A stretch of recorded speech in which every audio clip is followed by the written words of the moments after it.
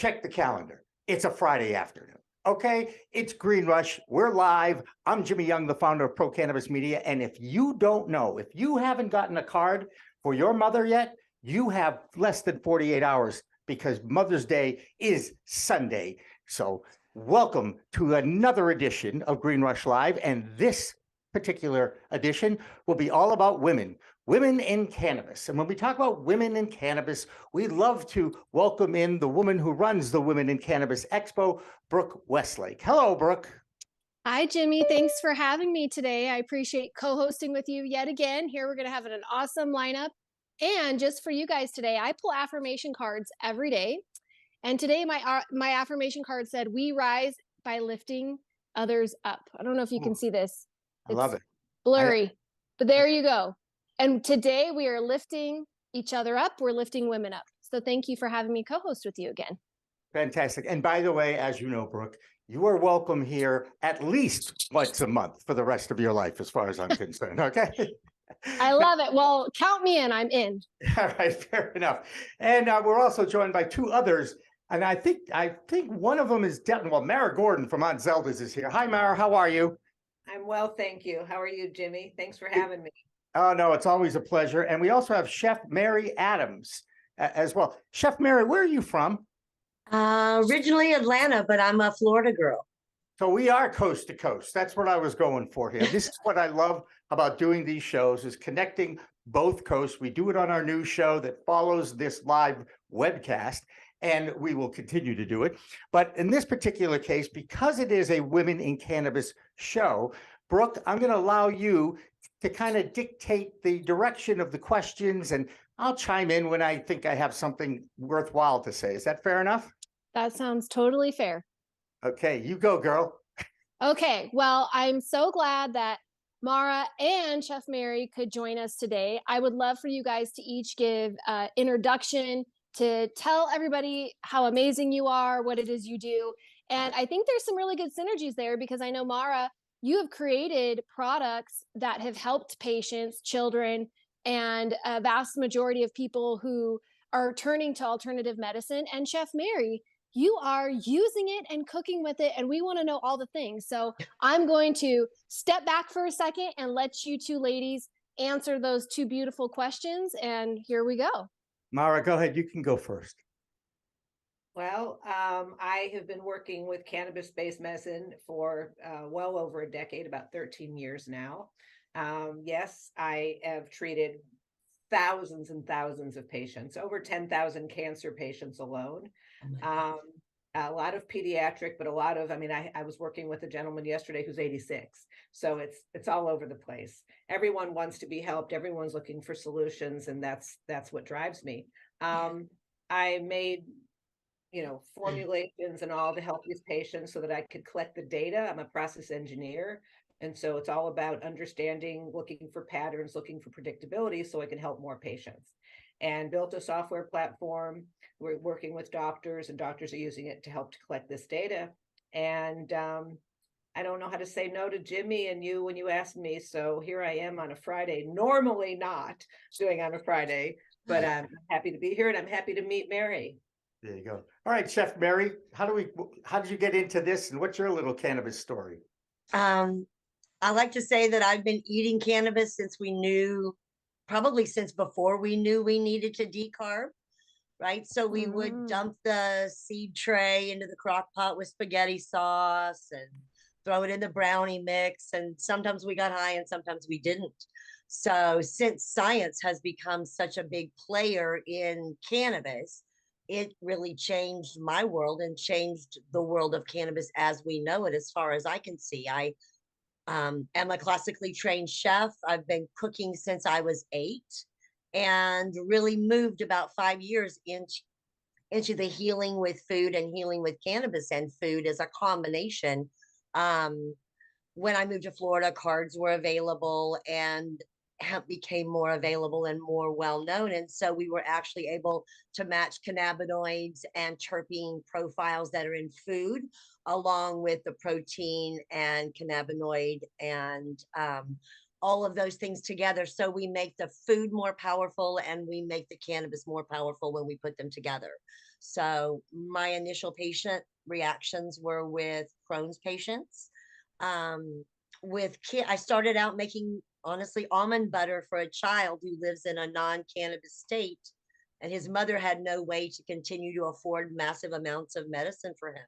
So we made almond butter with CBD oil, and so she could send him to school with an almond butter and jam sandwich and get him through the day without seizures and other things like that. So it's really, my goal is to heal the world one bite at a time. And that's me. Fantastic. You know what, Chef Mary, I think that's a book title for you right there.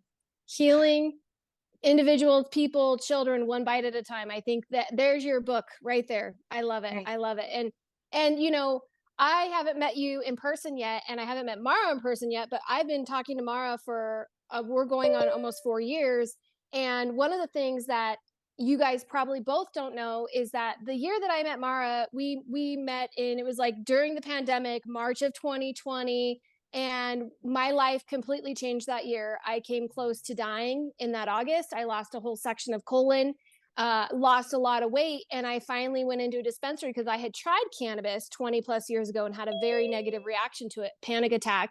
And I finally was at a point where I dropped so much weight and I said, I need assistance. I went in, and it was the bud tender that educated me. And we need more amazing people like both of you out there educating. I'm literally right now living.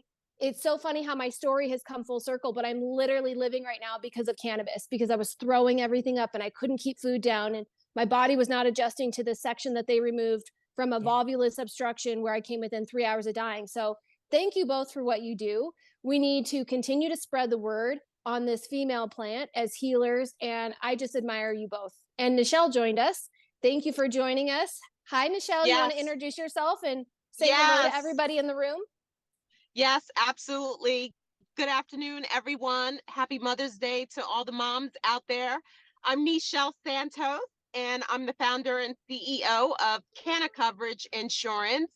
We provide risk management strategies to help mitigate the risks inherent to the cannabis industry, as well as providing insurance services so that one bad day doesn't put our clients out of business.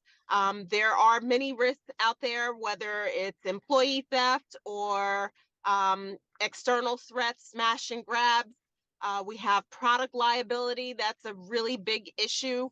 As we look at claims from across the country in more mature markets, we get to see the claims that are coming in, and product liability remains at the top. Proper labeling for products. We've seen a claim where it was a large MSO. So don't think it's just the small mom and pops. It's the larger organizations as well. But process safety management is very important. But this particular claim had it was mislabeled, and it was labeled as a CBD product, and it was a high content THC product and edible. And so 13 claims, one person died, right, because they had other underlying health issues. Right. So, whether it increased their heart rate and interfered with another prescription drug, and that person went into a coma and died 30 days later. So the causation of death was complex, but that MSO is on the hook. But 12 other people really got sick and went to the hospital, and they most of them recovered just fine. Just a THC hangover. So we work with our clients to help increase their resilience and their sustainability, because we want them to run a profitable company with public health and safety in mind. So that's what we do. Hey, Nichelle, It's good to see you. It's good to see you not in a trade show. Yes, good to see you too, Jimmy. And I'm sorry I'm a little late.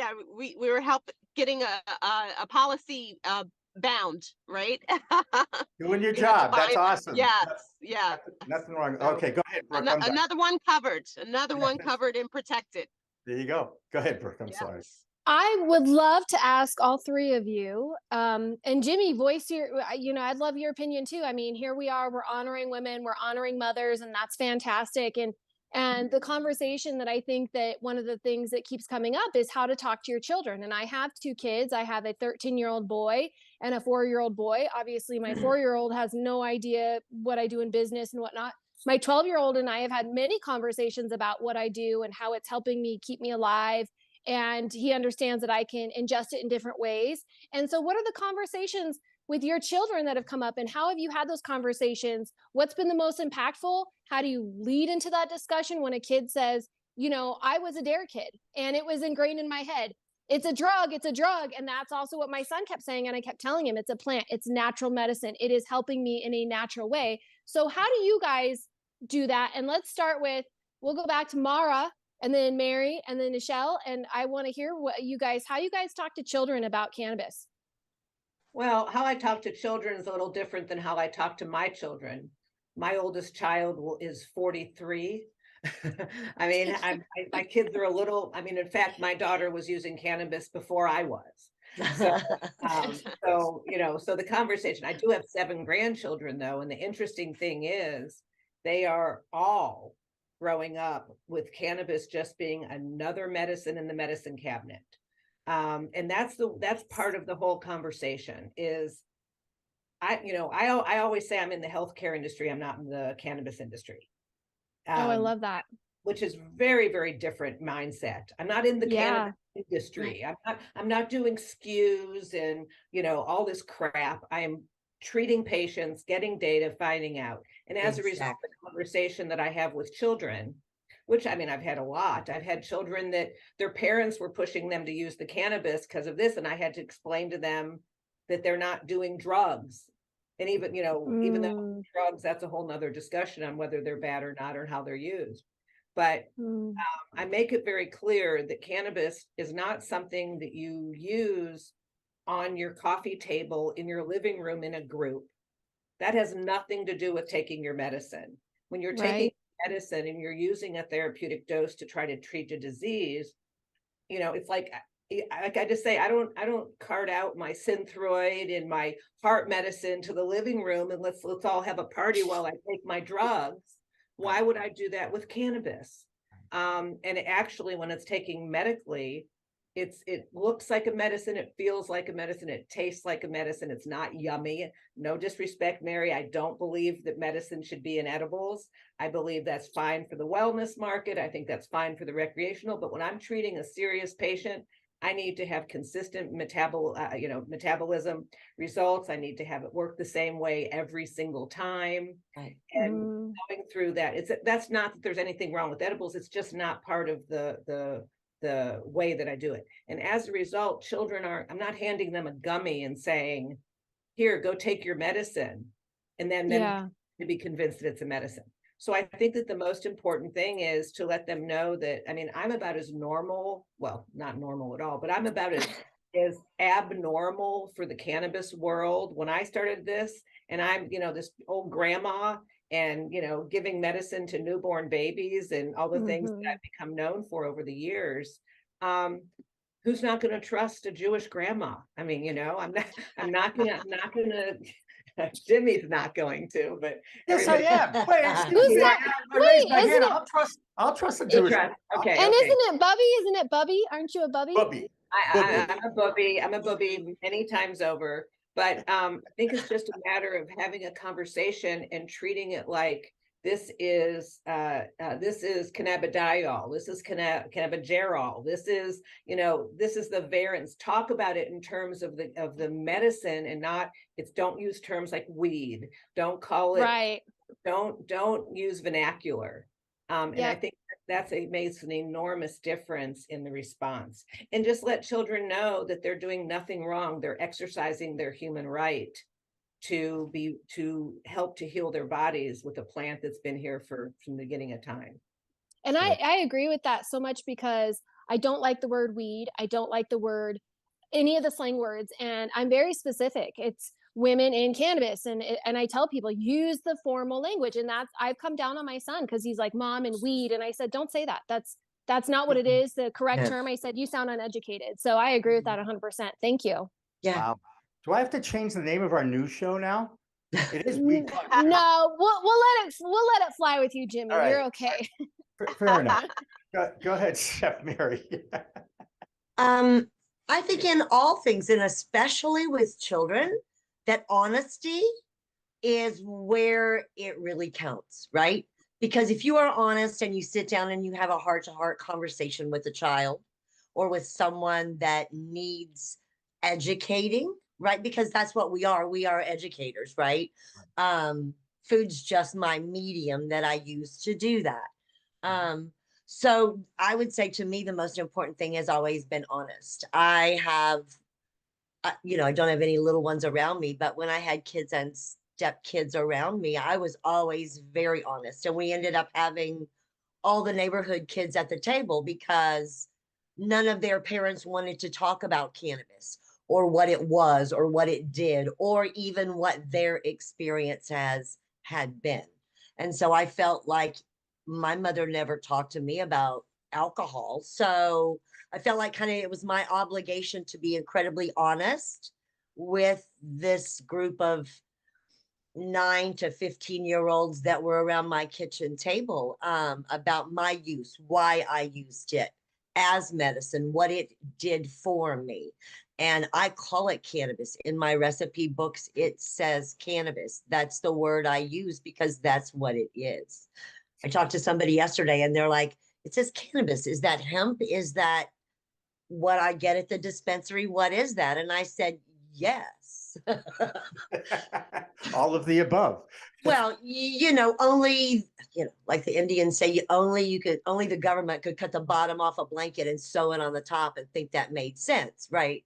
So it's the same thing with hemp and cannabis and all this legal lingo to get around whatever this stuff is to keep us from utilizing something that's been a part of our world and international culture for thousands of years. So I'm just grateful to be a part of a conversation like this, to live in a state where, even though we have crazy politics here, I still have the ability to go to a dispensary and get my medicine.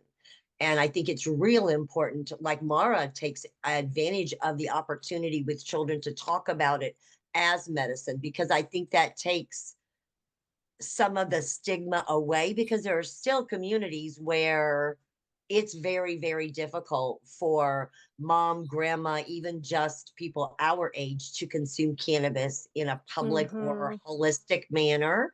So in those communities specifically, that honest approach, that direct and factual information as a medicinal plant, that really, I think it helps bridge that gap.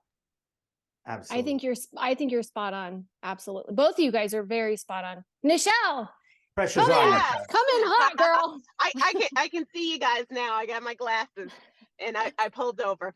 So as you may or may not know, I also serve as the New Jersey State Director for Minorities for Medical Marijuana. And I'm a board member of the Coalition for Medical Marijuana in New Jersey.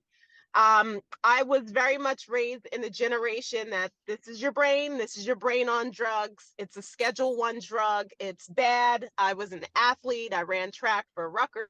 So, never touched it, stayed away. Yep. And now I have 3 children, and they are older. So they're 20, 25, 20, and 28. I have 3 daughters, and they've really educated me and that the plant is a medicine, right? And it was my daughter, who's now 25.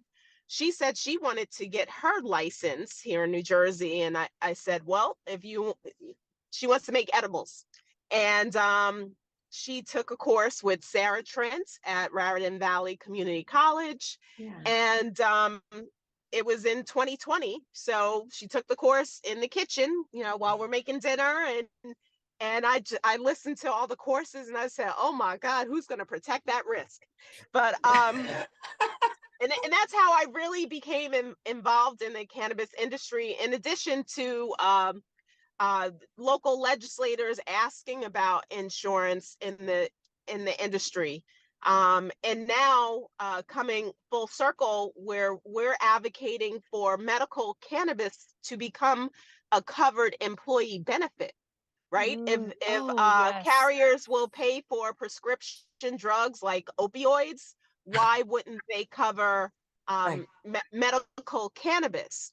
And then on the flip side, for workers' compensation, would you rather have a doctor prescribe opioids or a THC and then step down to a CBD product? So there's so much science and innovation out there now, and I've run into a company that provides DNA test kits that identify the cannabinoidal system and can correlate to different strains in your body. So innovation is out there, and there'll be different iterations of that type of innovation. So when we know better, we do better, but it has to start somewhere with that science and technology, that innovation, bringing that to the market. So this is all about, STEM research, the science, technology, and educating people and bringing them along. So educating the public to help destigmatize, the plant as a Schedule I drug. I just can't wait for it to come off that list. Oh, I think that's Mara's a long got a- line, by the way, of Yeah. waiting Yes. for that. I just want to say, sorry, go ahead. I think Yes. Mara's got a comment on the testing she wants to add. Do you want to add something to that? Yeah. One of the most unfortunate things that I have experienced in all the years that I've been doing this was when a mother came to me to help her son that had a glioblastoma multiforme. We figured out what we were going to do. We had enough data to look at the treatment protocol. And then she tells me that she's waiting for the DNA results so that she knew which medicine her son can use. I don't know if you're allowed to say bullshit on the podcast. Well, you just did. You just said it. That is utter bullshit. There is no way to know from a DNA which medicine is going to kill the cancer cells in this child's brain. Wow. This doesn't work that way. You can tell from a Wow. DNA, and this isn't, Nichelle, I'm not expecting you to be an expert on them, but I am. Yeah. And I can tell you that it'll tell you things like propensity for addiction. It'll tell you sensitivity to certain terpenes. It'll tell you all sorts of things like that, but it's not going to tell you which of the 20,000+ different chemovars you should be using to treat a disease. It's they're making a lot of money, but that doesn't, there's a lot of people making a lot of money doing a lot of things in this space.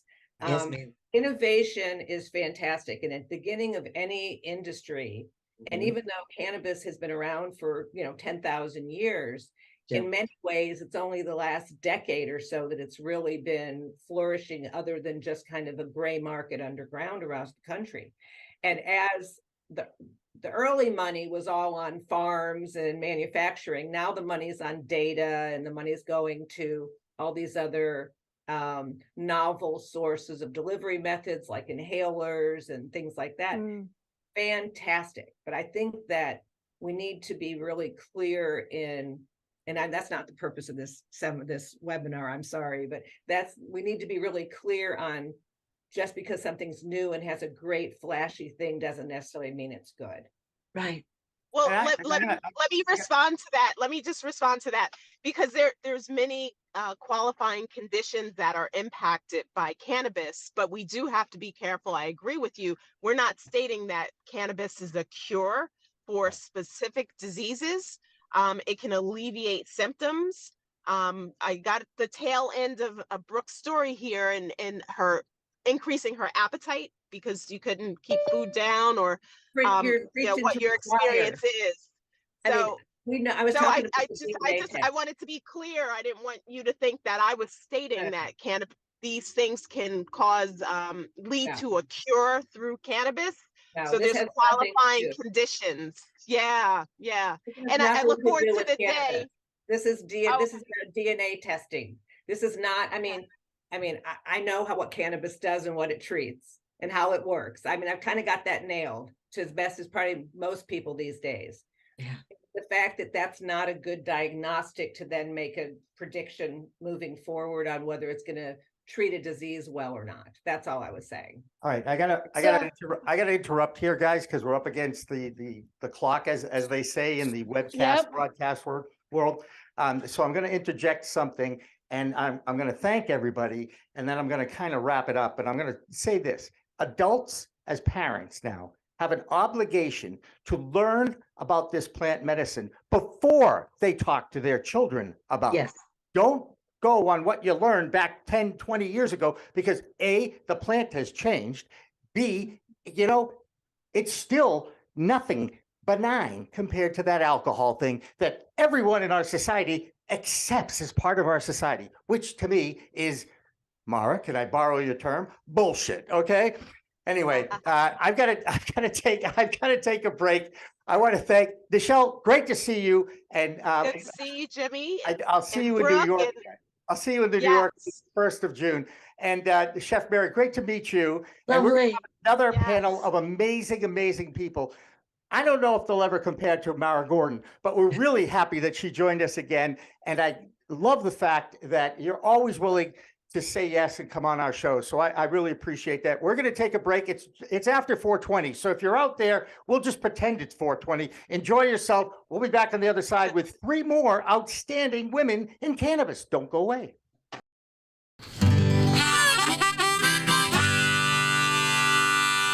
Yeah, this is a tune that I wrote back in 19...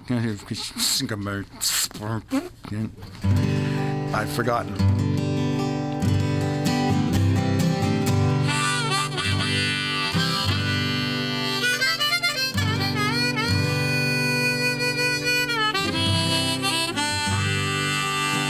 We had a saying in our old band, one of my first bands in 1966 or so. What are you going to do tonight? Oh, just, like every other night, just going to lay around the shanty and put a good buzz on.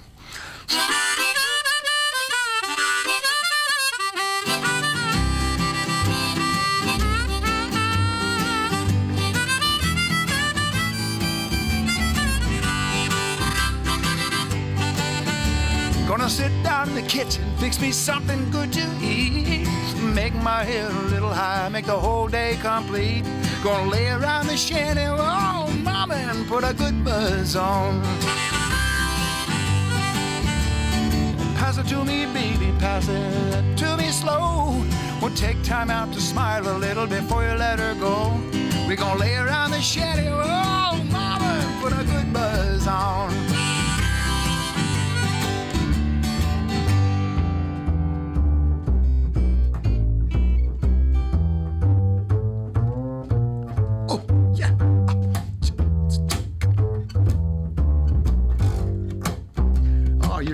You're on something. Go ahead.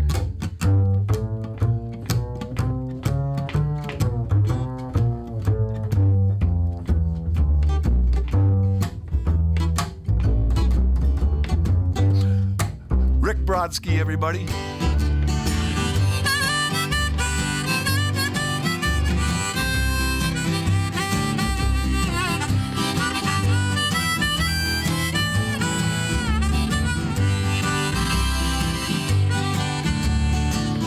Nothing to do and there's always room for more. Fill it, light it, shut up and close that door, baby. We're gonna lay around the shanty, mama, and put a good buzz on. Take it, okay.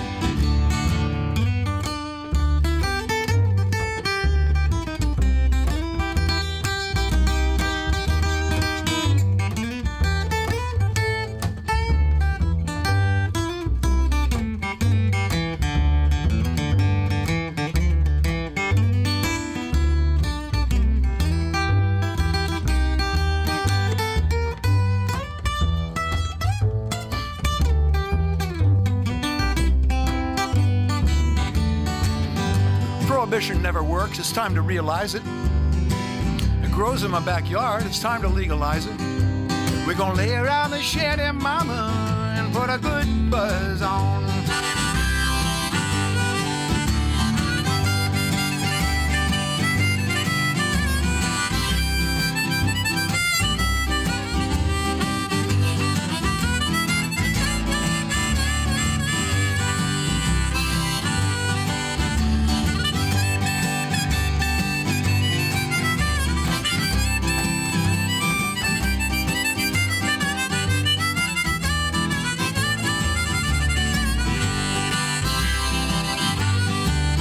I'm going to sit down in my rented car. I'm going to jam it into drive. I'm going to head on out and play at WSCA with Sean. I'm glad I'm alive. We're going to lay around the shanty, mama, and put a good buzz on every night and day. We're going to lay around the shanty, mama, and put a good buzz on.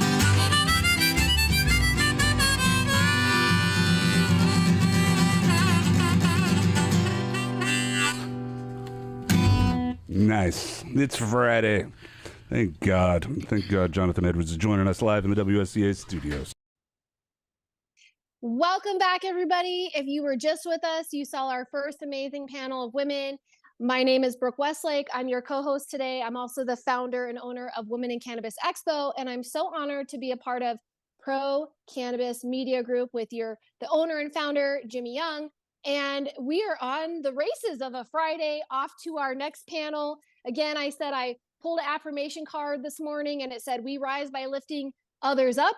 And I just want to make this small announcement. Our next co-hosted event with Jimmy will be June 23rd. So Amazing Women in Cannabis. If you are out there, email us, email Jimmy, email me, and we would love to have you on. And so let's get going. Jimmy, off to you. Oh, now she's tossing it to me. I thought you were going to introduce our guest. I thought I was going to have the whole half hour off, actually, but I so appreciate I just think it's so important to bring these subjects out into the public. It's one of the reasons why I started this media network in the beginning, was to start to tell the stories through the industry's words.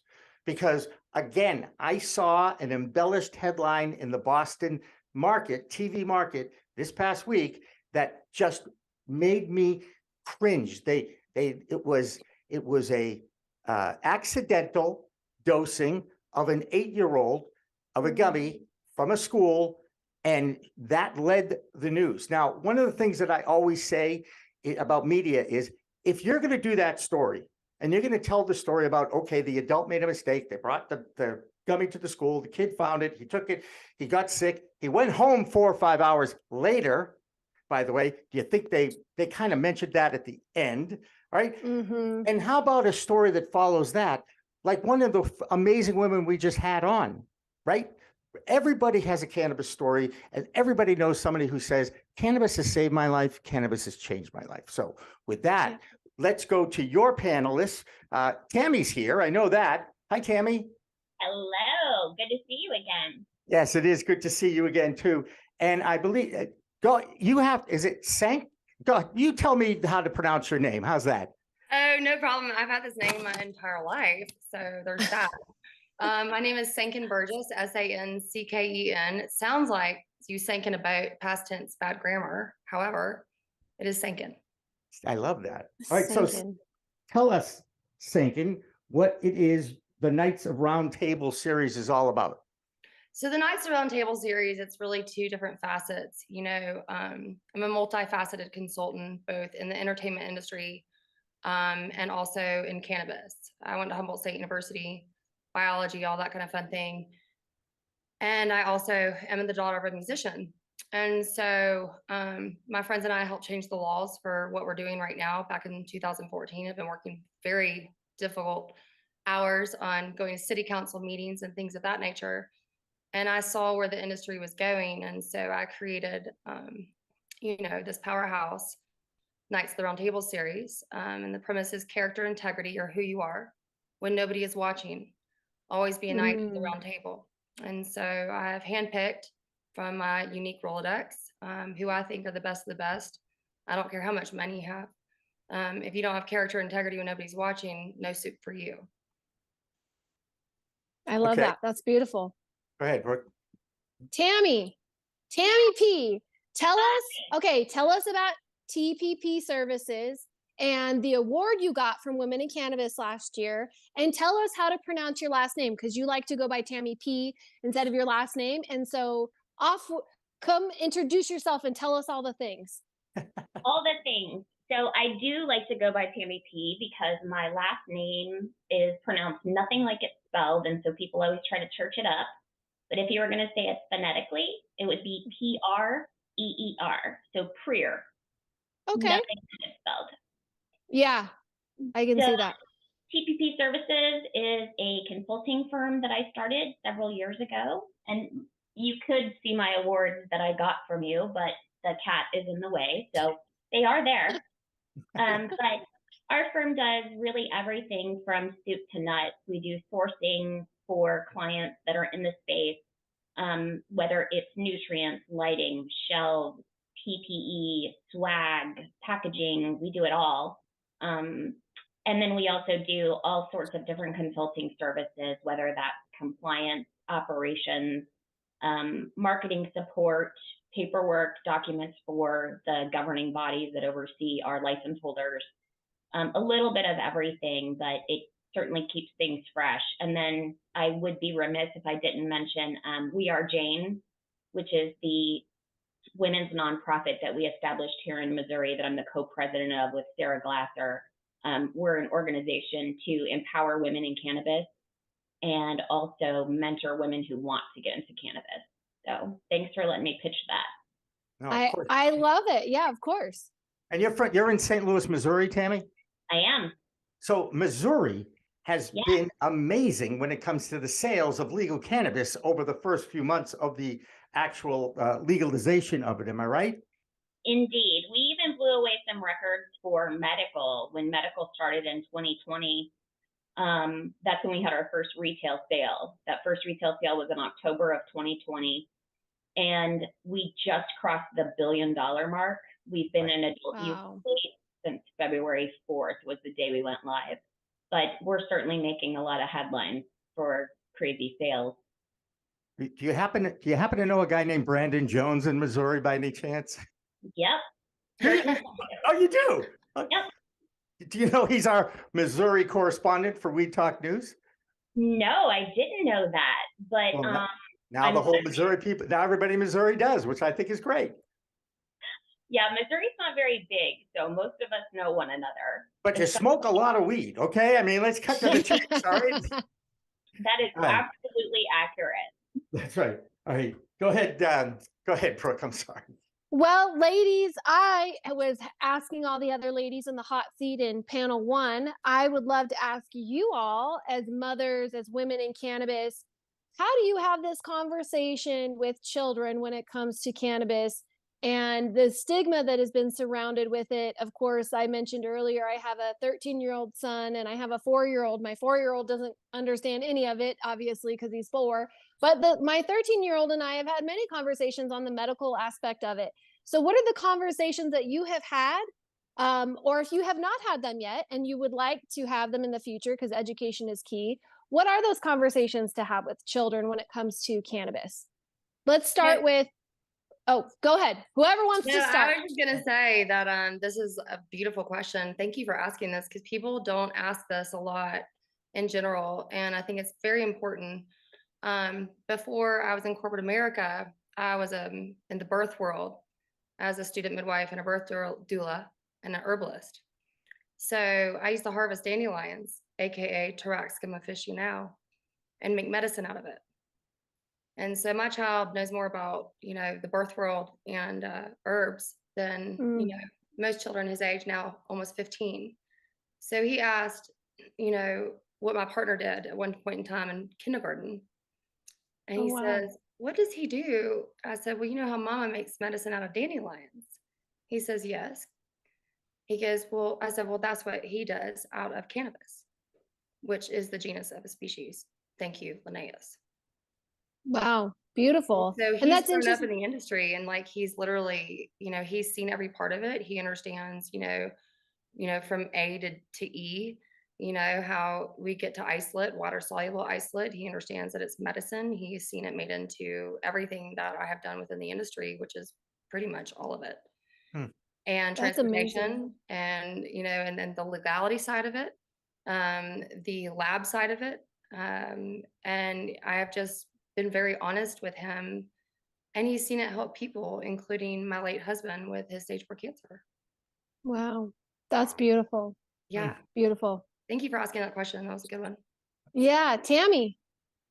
So I'm not a mother to human being, Okay. but I do have, several industry peers that I see having conversations with their kids of all different ages. And I know that in my own life, I grew up in a family where marijuana, cannabis, weed, whatever it was being called at that time, it was never something I was forbidden to do because my parents had used it in the past. And, growing up, it was always something that people, there was certainly the stigma that went with it, and my family was all a part of that. I've never known scarcity in cannabis, and so that's really difficult for them to adjust to. But I was never told that it was the terrible thing that booze was. My parents were really strict about never, ever, ever drive drunk, and we'd prefer it if you didn't try drinking, but they would never forbid me to smoke cannabis. And as a result, I was 40 when I started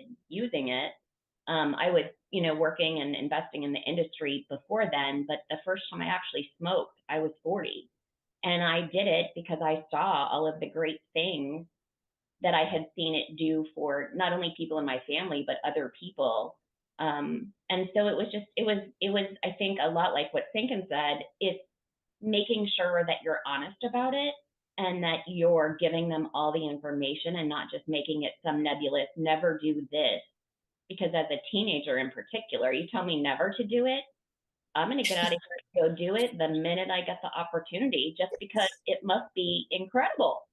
Right. That's right, Tammy. That's exactly why I did it when I was a kid, because I was told not to do it. Right? Yeah, I was never told not to do it.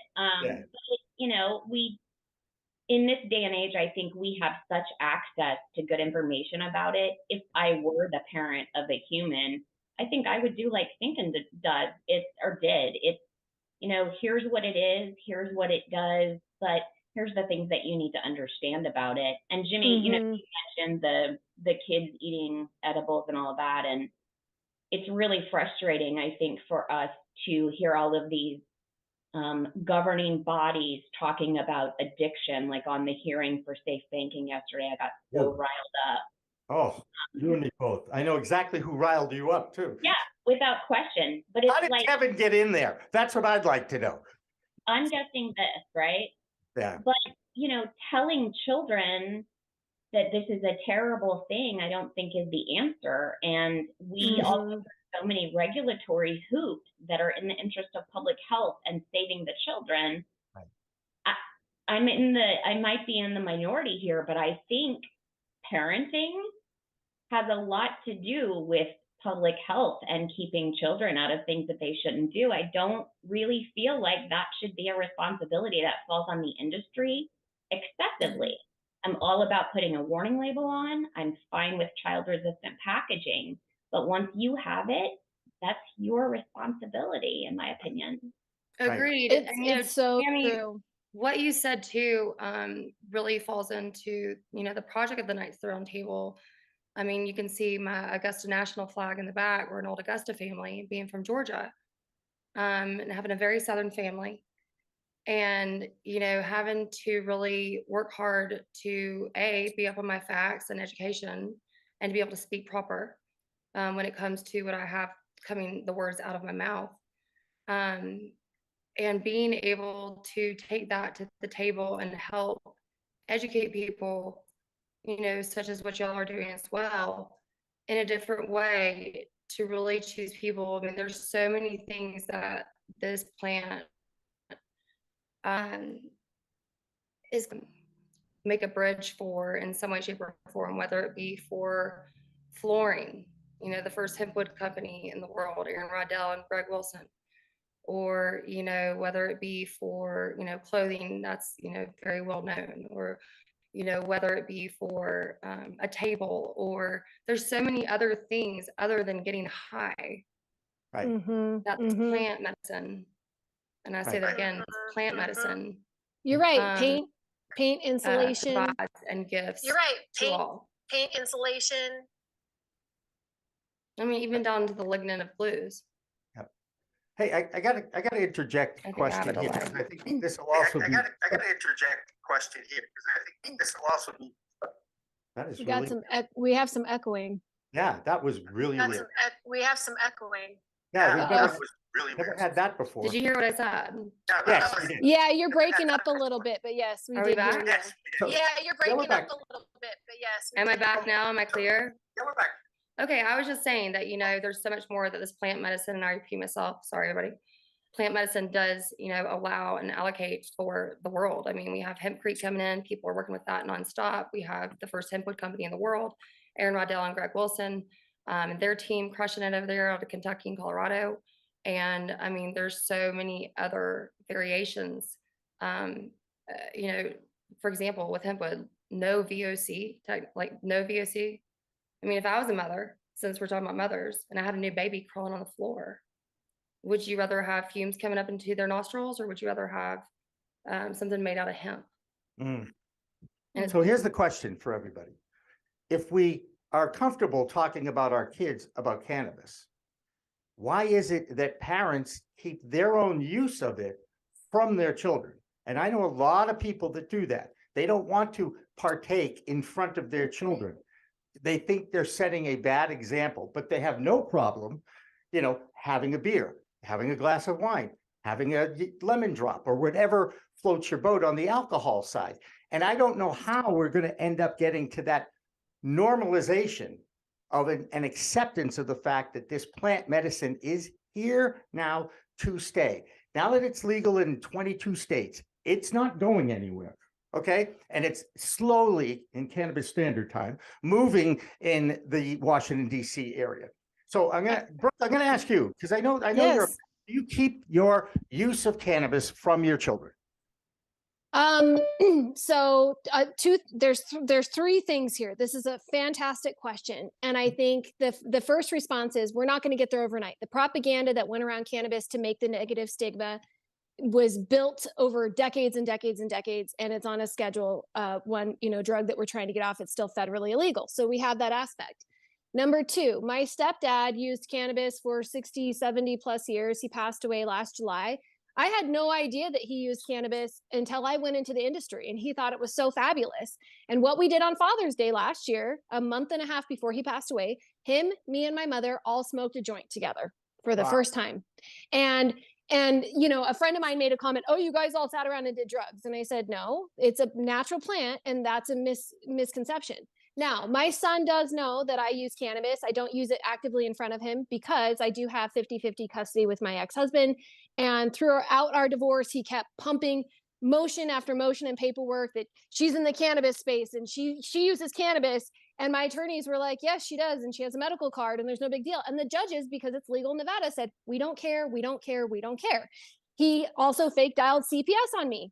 And the same thing, they asked me the question. I said, here's my medical card, here's all the stuff. And they said, well, we don't care. We just want you to be cautious because of being around a child, you know, type of thing. So I don't actively smoke around my oldest ever or my youngest ever. If I'm ingesting and smoking, it's away from them, it's outside. Also because it smells, and my son, when I come in from outside, makes a comment like, oh gosh, you stink so bad. So typically when they're home, I ingest it in other manners, food, gummies, tinctures, in other ways. And I have a small vape. And so he is clueless to that. So I'm kind of up against a few hurdles, especially with my ex, with that aspect. But the conversation has been that I've had to tell Grant, my oldest son, it is a medicine for me. It is keeping me alive. And I've told him, you know, you don't see mommy drinking alcohol because alcohol has a lot of negative effects. Diabetes, obesity, causes your blood pressure to go up, all the negative aspects, right? And I also tell him, a doctor is not going to write you a prescription to have a drink.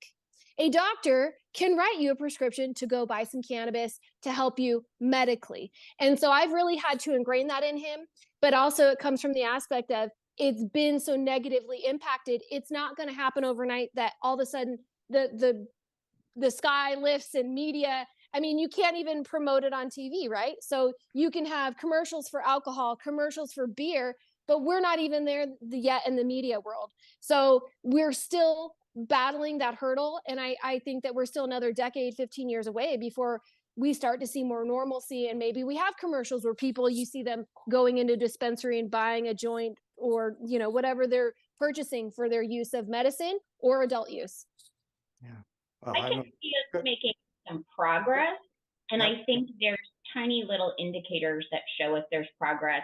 In shopping for Mother's Day for my mom in the past couple of weeks, you know, I went on Etsy and was trying to find something really personal. And one of the things that I found was that because of some of the shops that I favored that sell cannabis themed items, a lot of the things that the algorithm brought up for me were gifts for weed moms.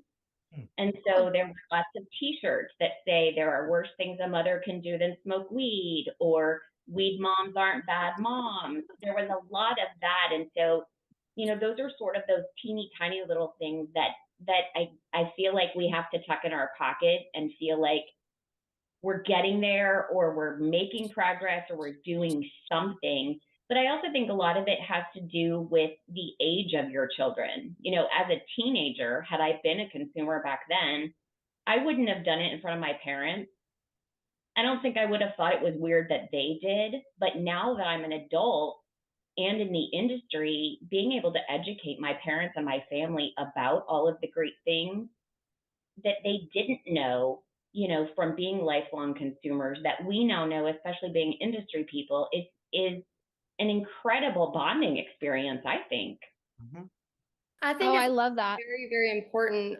There is actually a marketing and advertising company that does now advertise for hemp because I worked for them. But it is very new, and there's still a lot of regulations with our partnerships with specific, you know, platforms of social media that I would, you know, mention.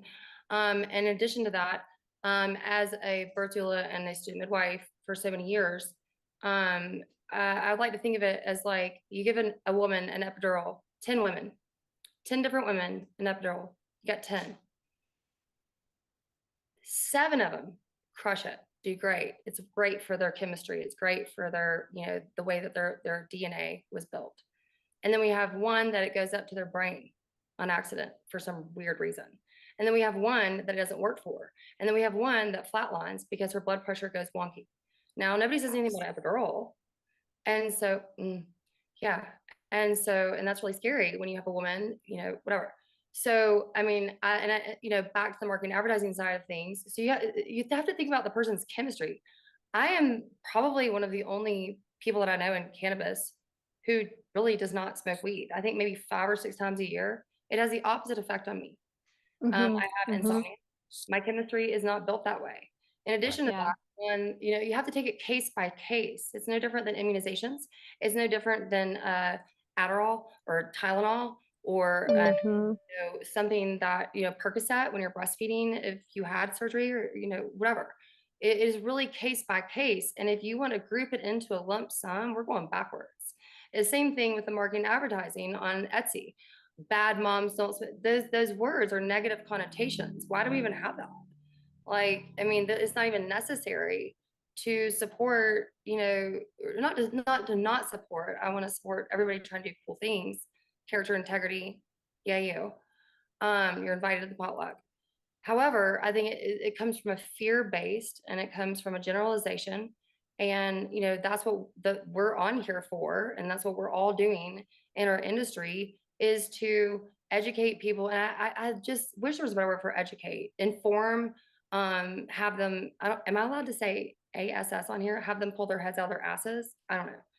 But yeah, so I mean, it comes down to that. And you know, there are social platform medias. I have fights with them all the time. I tell them on those platforms that I'm having a fight with them, and I put it public and text them and email them and blah blah blah, and then they eventually post it. And so there's just a lot of, you know, I think generalizing things. Cannabis, which is the genus of a species, by the way. Thank you, Linnaeus.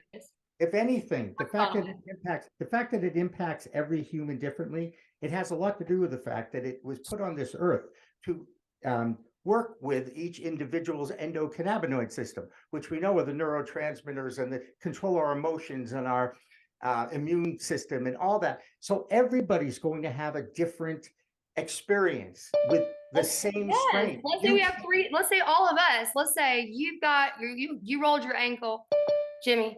Brooke, Yeah. you've got a How'd headache. you know that? Tammy, I do not. Well, I do have special powers. And then Tammy, you hurt your hand or hurt your thumb, and then I have whatever I have going on, menstrual cramps or whatnot, and we all take an ibuprofen. It goes to the neurotransmitters. It's like I used to describe it, I'm dating myself. Spencer's at the mall or whatever, and they had those globes and you put your finger on it. Yeah. That's kind of the way that I imagine it in the body. Well, and the biggest thing is that you touched on is like the education, like pull your head out of your ass, do research, get educated. And the biggest thing for me when I went into the dispensary, like, look, I tried it 20 plus years ago and I had a negative reaction to it. I had a massive panic attack. And when I explained that to the bud tender said, oh, pining, that terpene, you want to stay away from that. It's going to cause the anxious and all the things. And again, like you also mentioned, the epidurals. My first epidural with my C-section with my first child, and my amazing anesthesiologist that has seen me through 15 surgeries got me through. And then when I had my second child, it was a different doctor, and I had concerns because I have a lot of medical reactions, and they gave me too much, and I almost flatlined, and my blood pressure was low, and my doctor came in and said, "Oh my God, why is she so low? Like, get her blood pressure up, like quick, because here they're going to pull out a baby." But I'm literally on the verge of a lot of people freaking came into the room. heart attack, and thankfully they came in at that time. So. Yeah. Right. So I will say that there's a really good friend of mine. She's real prominent in the industry. I will not mention her name because I haven't been given permission to, but everybody knows who she is. And she is so allergic to cannabis. Like she has to and you would never know this. I mean, she crushes it and she's lovely and she's such a doll. And she has to suit up and go do all these things. And if you knew who I was talking about, you know who I'm talking about. If you know who you are, if you're watching Little Lady. Speeches and pinches.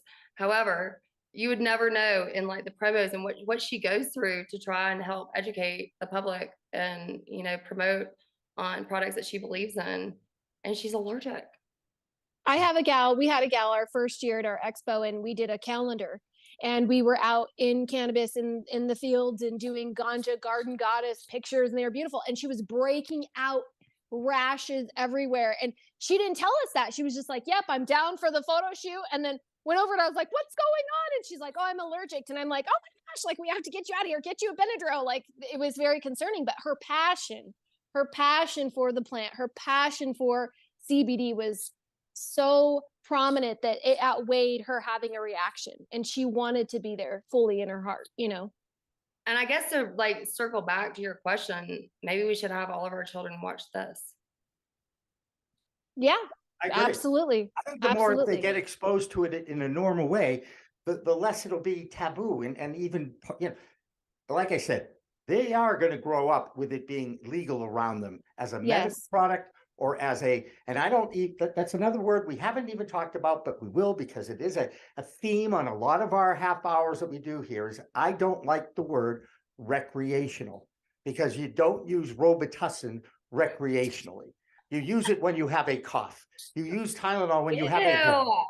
Write down number 22. What? Yeah. I don't know if you guys know Dustin Hawksworth. He's the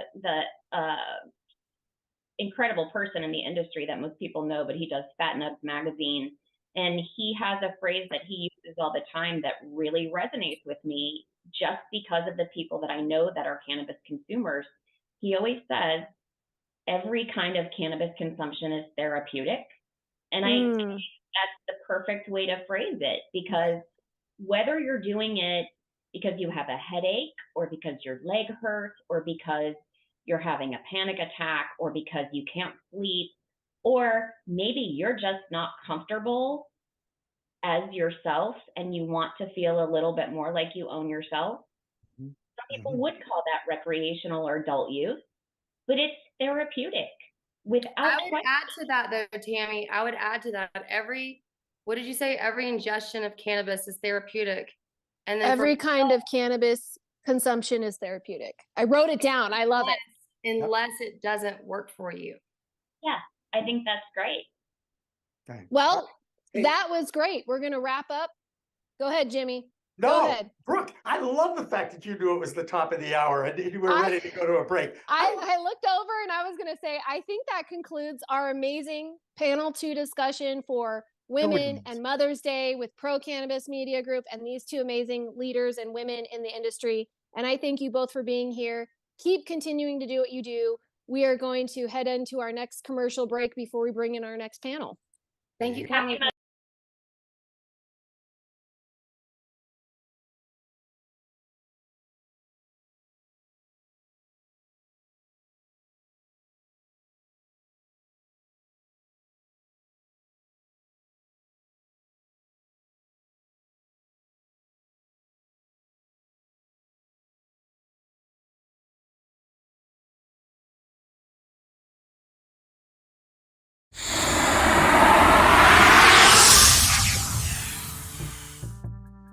It's a whole new world of weed out there, isn't it?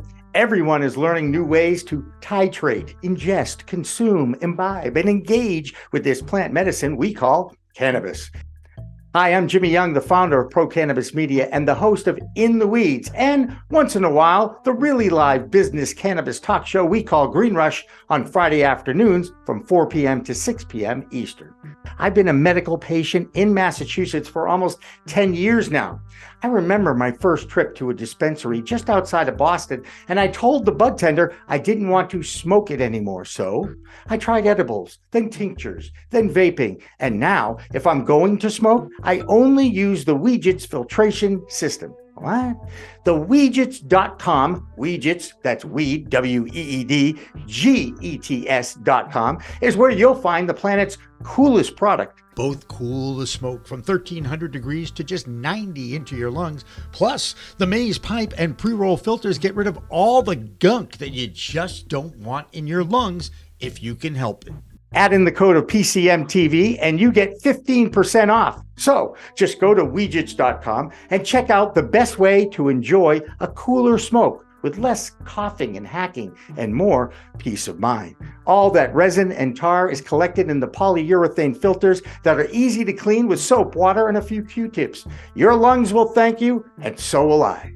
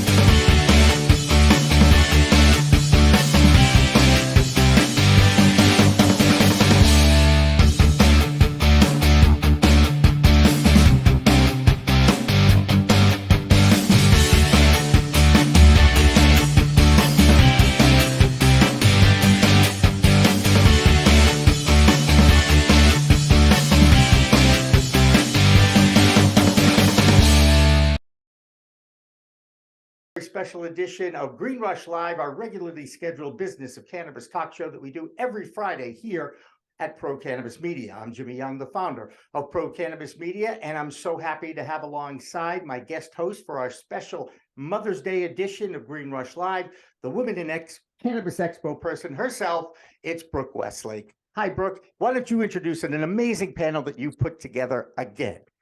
I will. Thank you again for having me co-host. I love being a part of the show. And again, reminder, June 23rd, any amazing women watching the show and you want to participate with Jimmy and I next month, we're going to round up another amazing 2-hour segment of Women in Cannabis.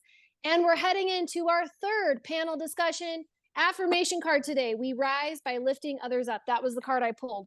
And so with us in our third panel, we have Miss Candy, Nikki, and Tiffany. And I would love each of you to go around and give an introduction of who you are and what do you do in this space. And then we'll go into some questions. So we'll start with Candy and then Nikki and Tiffany. Thank you for having us. So I'm Candy. I'm from Texas.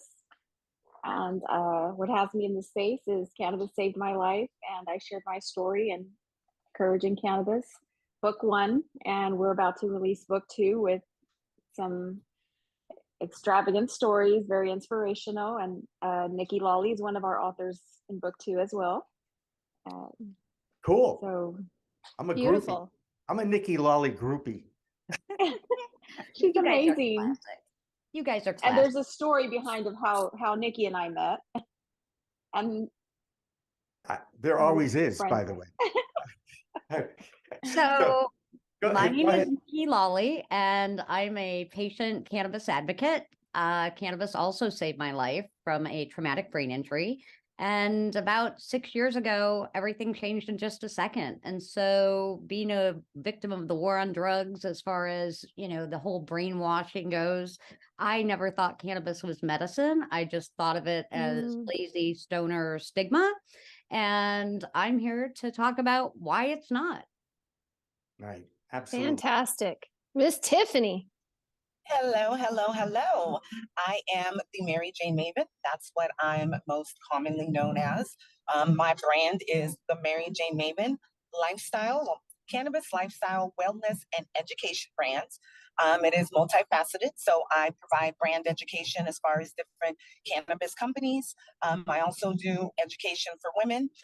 Multiple sclerosis lives with me, and so I definitely have a connection to it, a very deep connection to it, because cannabis is all that I choose to use. I don't use any of the big pharma. For those that also live with multiple sclerosis, and they do, all power to you. But I do want to help in changing the narrative around cannabis. My mission for my brand is to educate, eradicate, and elevate. I do have media content as well. I host a cannabis podcast as well as 3 others. So I do have a media firm. But most importantly, I want to empower individuals to choose their quality of life, to live the quality of life that they see fit for themselves. And if cannabis is a way to be able to, a resource to do that, then let's go ahead and make sure that it's open to everybody, it's available to everybody, but also that they're educated and that they use the plant properly. I love that. Can you see through those glasses? I can, yeah, I can. They're sunglasses, so I can. I can see your eyes. I can see you now. They're so funky. Okay, so let's talk about us as mothers and women in this space and being moms and having the conversation with children. We've had this question in panel 1 and panel 2, and how do we go about having these conversations with children, grandchildren? I know Nikki, I think you just became a grandma recently, and both Candy and Nikki have experienced cannabis and the healing aspect of cancer and traumatic brain injury. And let's have that discussion. So tell me, what do you think is the best way to have a conversation if you have a young child or even a teenager who is curious, as teenagers are, and we're trying to break that stigma around cannabis? We'll start with Candy. What does that discussion look like? Have you had that discussion? Or if you haven't, what would it look like? Actually, yes. I have it all the time. I have 3 children of my own. Of course, they're adults now, but I have 1 granddaughter, and I have nieces and nephews and, other family members and close friends. I speak of it all the time just because I feel the education is very important, for one. And I feel it's our kids' future. So if we start off with the education, the awareness, and just keep showing them that, the positive side, the medicinal values of it. And I feel it's gonna become very useful in their future. Yeah, absolutely. And isn't one of your kids having you have another grandbaby on the way, right? I'm Yes, I do. remembering that correctly. And so, yes, this conversation is going to continue to happen. And so, Nikki, what do you have to say on this topic in question? So this is a sticky one for me because I'm a pediatric nurse formerly in my other life. So if you had told me your child was using cannabis for any medical condition, I would have called Child Protective Services on you because it was my license on the line. It was, a Schedule I substance. So it's a little uncomfortable for me still to this day. My grandbaby is 3 months old. So he's really not a huge factor, but I also have a 13-year-old granddaughter and she's kind of grown up around cannabis because her dad is a cannabis consumer and has gone to jail for it.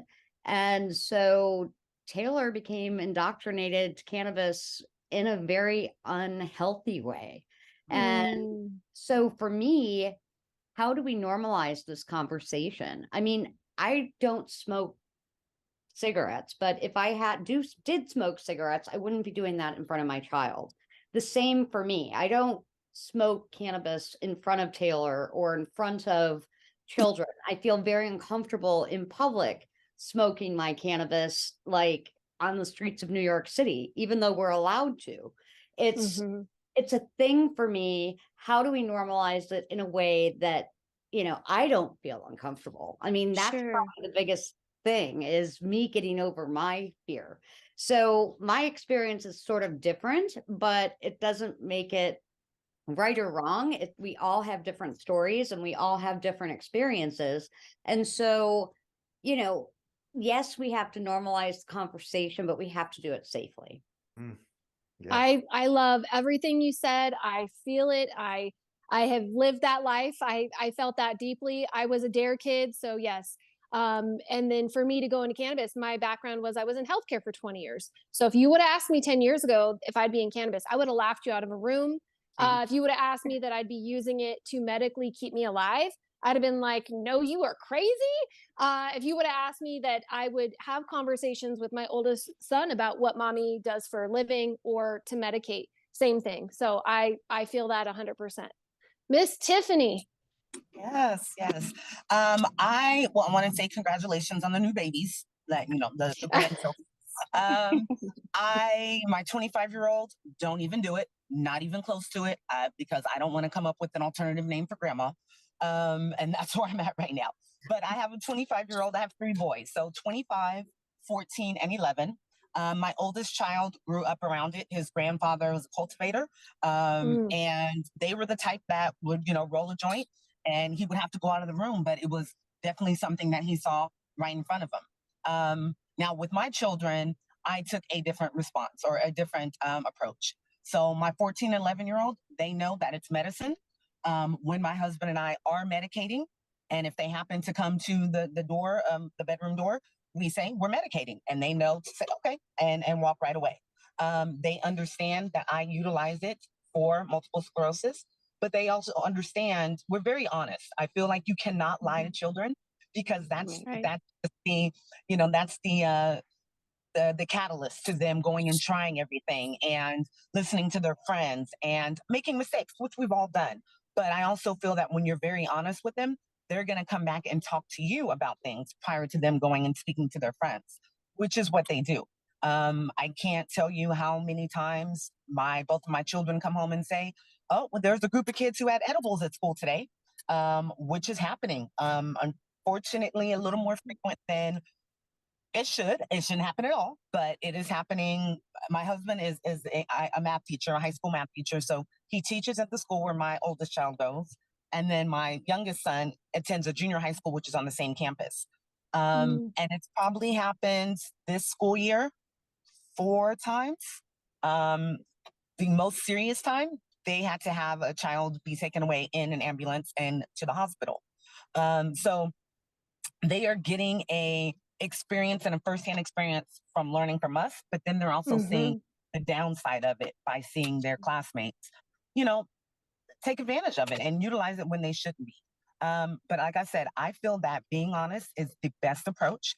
And I let them know why it's not appropriate for them as healthy teenage human beings, and all the time. Once you get into college, do what you will. But the knowledge that I'm providing you is going to make sure that you're responsible about that. Hang on a second. You mentioned college. I've got to interject. I have to interject. I'm sorry. I get to do that because of my network. Okay. We send the kids to college. It's usually the first time they're away from their parents at age 18, right? I moved into Tufts University in 1975 on my 18th birthday when the drinking age was 18. Guess where the drinking age was when I turned 21? 21.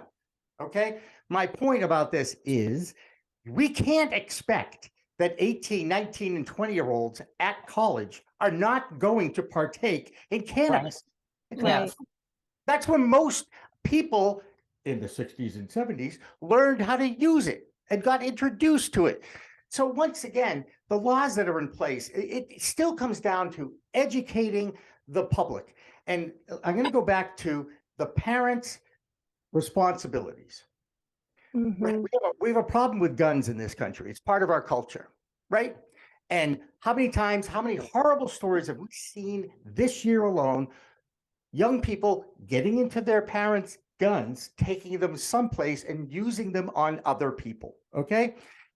They have to be more responsible with that and 10 times responsible with the cannabis, because that is what is going to be more appealing to most kids, because it looks like edibles look like candy. It's a problem in this industry. But I guess my point is, don't be afraid to talk to your kids. If you don't have the information, if you don't have the education, ask somebody who does, because there's a ton of information out there. You've probably heard of Google. So you can really find out anything you want through Mr. Google, because Google knows everything. Anyway, it was my rant. I digress. Brooke, go ahead. You're back on. No, I absolutely love that. And one of what I was going to say to this group of amazing women is, one of the panelists brought up from our last panel is, if you tell them not to do it, right? If you tell a child not to do something, they are inclined. They're going to do it. What mom and dad said, no, especially when they get to the teen years, they're testing boundaries and even with the education component. So I think educating young minds that have questions and being truthful and honest about it. And Tiffany, I love how you have that rule with your kids. Like, I'm medicating, that's what's happening. And Jimmy, you're right. The parents right now, I think part of the issue that we're having in the country, it's not just a gun issue and other things. It's parents aren't parenting. Parents are going along with oh, okay, just go do that. Oh, just go. No, you need to have a foundation for your family. You need to stand up and teach your family and teach your children right from wrong and good, bad, and all the things.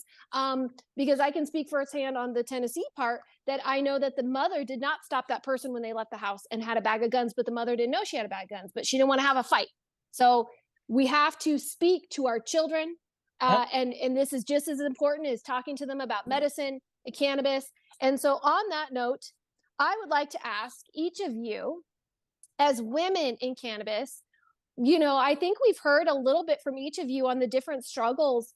What has been the most inspirational part, I want to ask, of being in this industry? And I think each of you have a very powerful story. So what has inspired you? Again, we'll start with Candy, we'll go to Nikki, we'll go to Tiffany.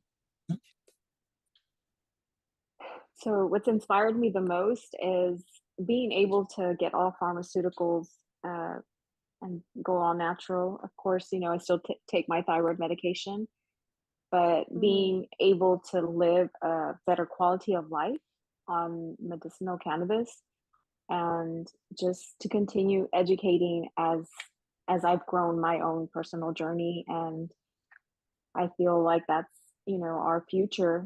Plant medicine is going to be the thing soon, 100%, I hope. And I feel with us learning and educating ourselves, I feel like for example, I coached myself through my own journey.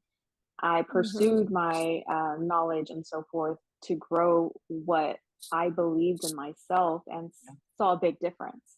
That the passion for it just continues, and I've been inspired by it, by so many different stories, and keep moving forward, because with us educating, we'll continue to share and grow and learn and heal, you know, as our journey Power in continues. numbers. Yes, as our journey Candy, you're continues, giving we me keep chills. healing. You're giving me Yeah, chills, Candy. Because yeah. Give me chills. Yeah, no, and it's definitely not easy. You know, our journey continues on a daily basis as we're healing.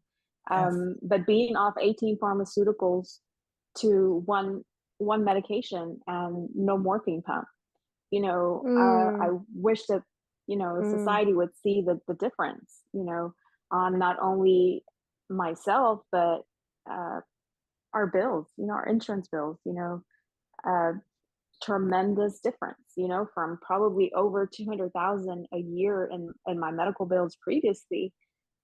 You know, now, of course, you know, plant medicine is not covered by insurance, but right, you know, for that part, you know, I feel like that's a big difference, and that inspires me daily to see others, you know, because we struggle, yeah, but we are moving ahead and making a difference by sharing our stories and to continue to grow each other and empower.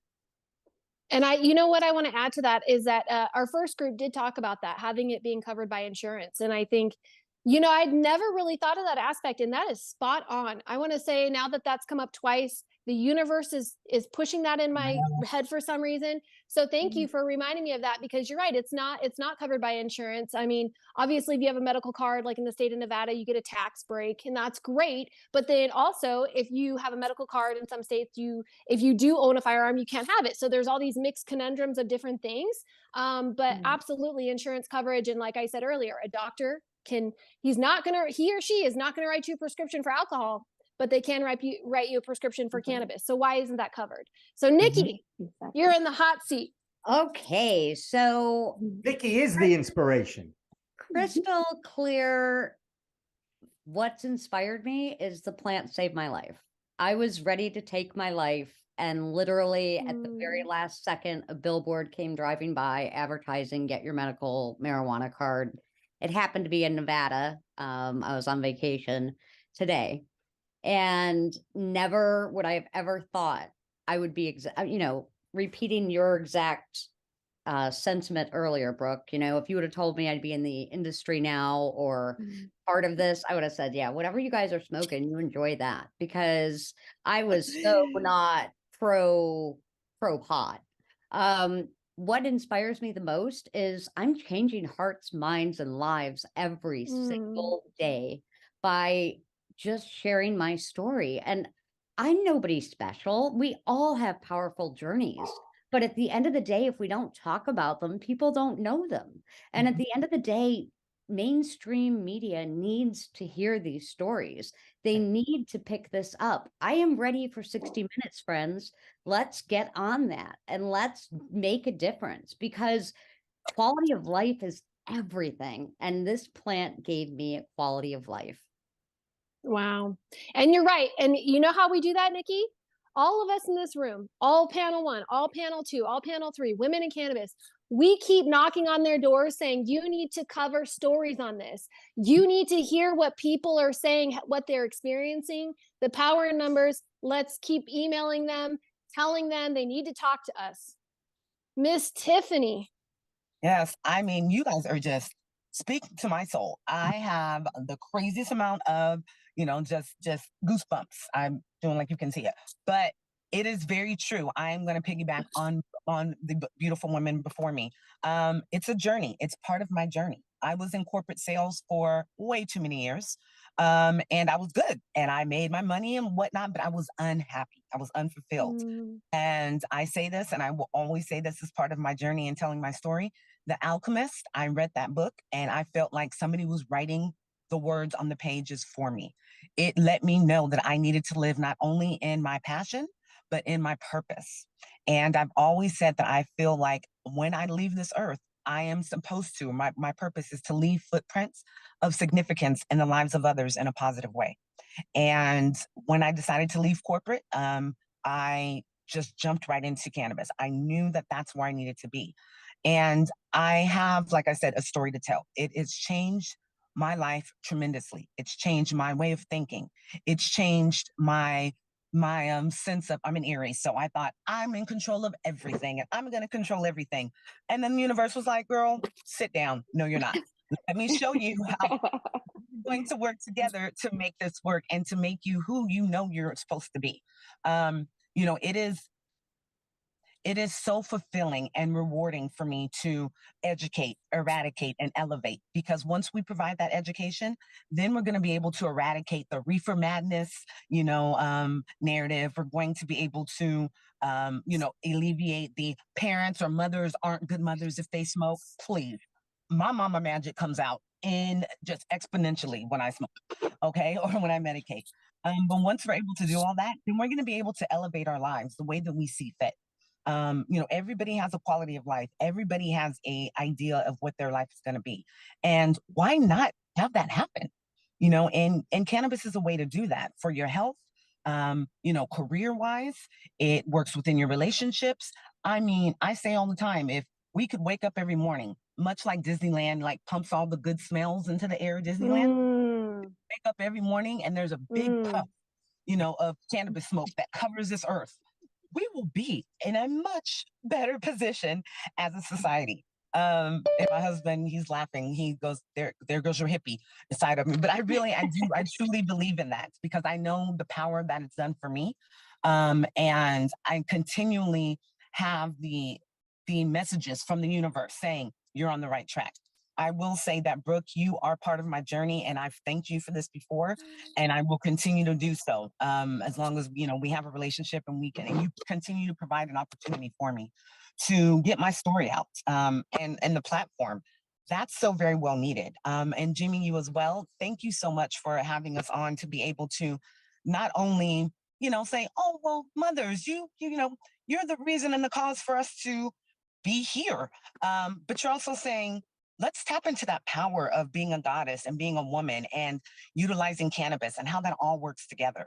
Plant-based living is the future. I will definitely agree with Candy on that. So it is inspirational to me on so many different levels. And part of what I do, and like you said, we don't have the access to advertise. Nikki, you said you drove by a billboard, which is the most common aspect of it. But in order for this to change, what we're all doing is the advertising and the marketing. That's how it's going to help to be normalized. So and Twitter, by the way, is now cannabis friendly for advertising, which is amazing, because I had 2 Instagram accounts for women in cannabis. Both of them got taken down, 10,000 users, 3,000 followers and whatnot. And advertising is key. We keep getting blocked. And I think that's one of the things I talk about on the Substack is people think cannabis going in is very easy. And all 3 of you women can attest to this, that it is not. We are roadblocked every which way, from banking to funding to advertising to business to women, all of the things we have, it is there. I want to thank each and every one of you as we wrap up this panel, because we're going to get ready to head into our last panel of the day. All of you have inspired me. I have enjoyed working with every single one of you, and I will always continue to uplift women in this industry and provide opportunities. When Jimmy knocks on my door, I'm coming knocking on your lady's door. So I want to thank all of you for being here with us today and sharing part of your journey and your story. Each of you is an inspiration to women in cannabis and to mothers. Absolutely. Thank you. And I'll wrap all that up. June 23rd, we're going to do another women's. Safetiva Labs in Westfield is fast becoming the #1 testing lab for cannabis in Western Massachusetts. Safetiva understands the importance for accurate, on-time test results for your product. That's why their current compliance panel turnaround time is less than 2 days. That's Safetiva Labs in Westfield. For more information, go to safetiva.com.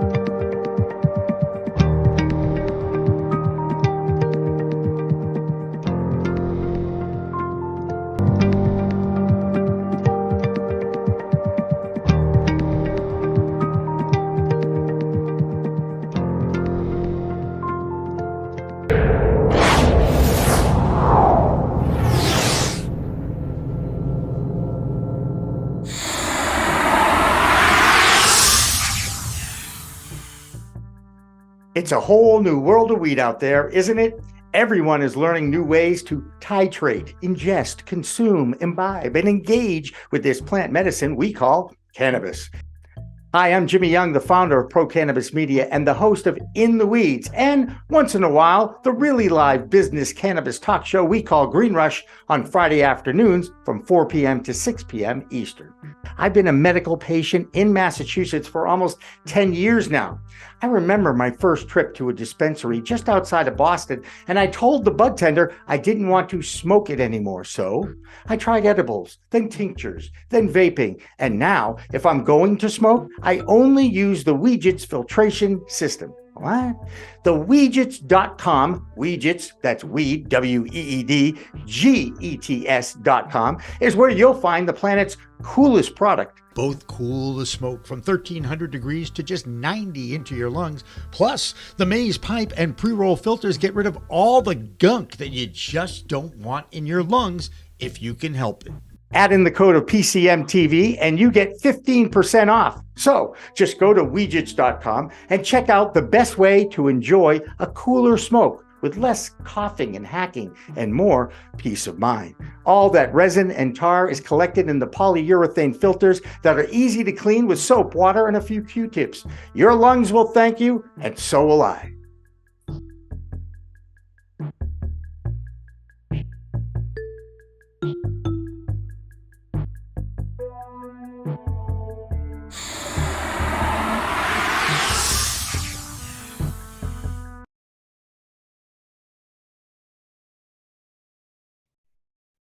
And welcome back to a very special Happy Mother's Day edition of Green Rush Live, our regularly scheduled business of cannabis talk show that we do every Friday afternoon here on the Pro Cannabis Media Network.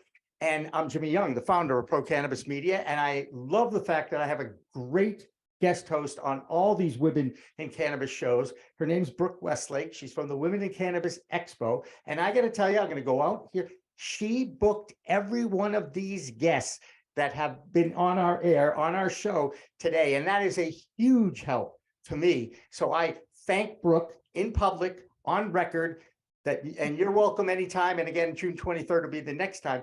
And I just want everybody to understand why I do this. I have this life philosophy. I like to surround myself with smart, beautiful women.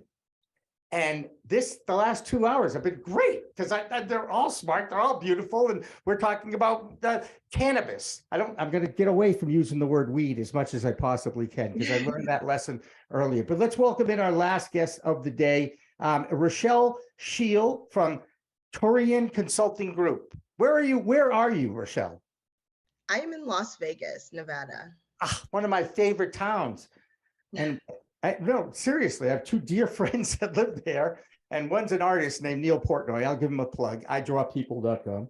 And if you haven't checked out his gallery, please do. And yes, you can use my name because Neil and I go back to the 90s, which was a long freaking time ago. All right, Brooke, take it away. Introduce Rachelle. Get going with some talk. Go ahead, and I'll just watch it. You're just going to watch and enjoy. Okay, so Rachelle, it's so nice to have you. I'm in Reno, Nevada. And, I fly out to Vegas all the time for business and work. It's just a hop, skip. It's a little hour flight.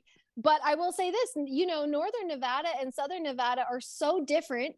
Tell us, I want to know, one of the first questions that we opened up with, and we have one other guest that she may or may not make it on, but we'll just start with you and we'll just have this awesome discussion. Mothers, women, we are women in cannabis and moms. And what does this discussion look like? Or have you had this discussion if you have children or grandchildren? I mean, some people have grandchildren. I never know anybody's age anymore. It's like one of those things, you get older and you don't realize people's ages. It's like one of those things. So what does the discussion look like? Have you had that discussion? If you have not had that discussion, what would that discussion look like if a child or a teenager came to you and they had questions about cannabis, female plant? There we go. Yeah, I mean, one, I do have a child. He's 3 years old. I'm 28, so I'm kind of young, but it's interesting. He's already kind of asked me questions like, Mommy, what's that? And I always say it's mommy's medicine, right? Because for me, it is my medication. It is my medicine. So even as he gets older and as he has more questions, I'll never make it seem like it is something he has to stray away from.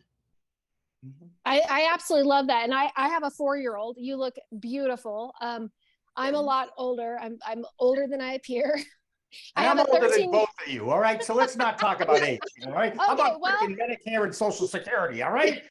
So I have a 13-year-old and a 4-year-old, and yes, and that is the conversation I've had with my oldest, is that it is my medicine and it helps me, and you know, I enjoy the tinctures and the gummies, and I will smoke from time to time, but I don't, that is an outside thing. And my son, if I ever do it and I come inside, he always says, "Oh, you smell so bad." So I actually don't smoke it when they're here because of the older ones' comments. But yes, that is the direct thing that I have said, is it is mommy's medicine. It helps me. It is actually keeping me alive. So I understand that aspect of it. Tell us about your company that you have in the cannabis space. Tell us about this. How did you get into that? What inspired you? You said it's your medicine. Is there something you want to share with us at why it became your medicine?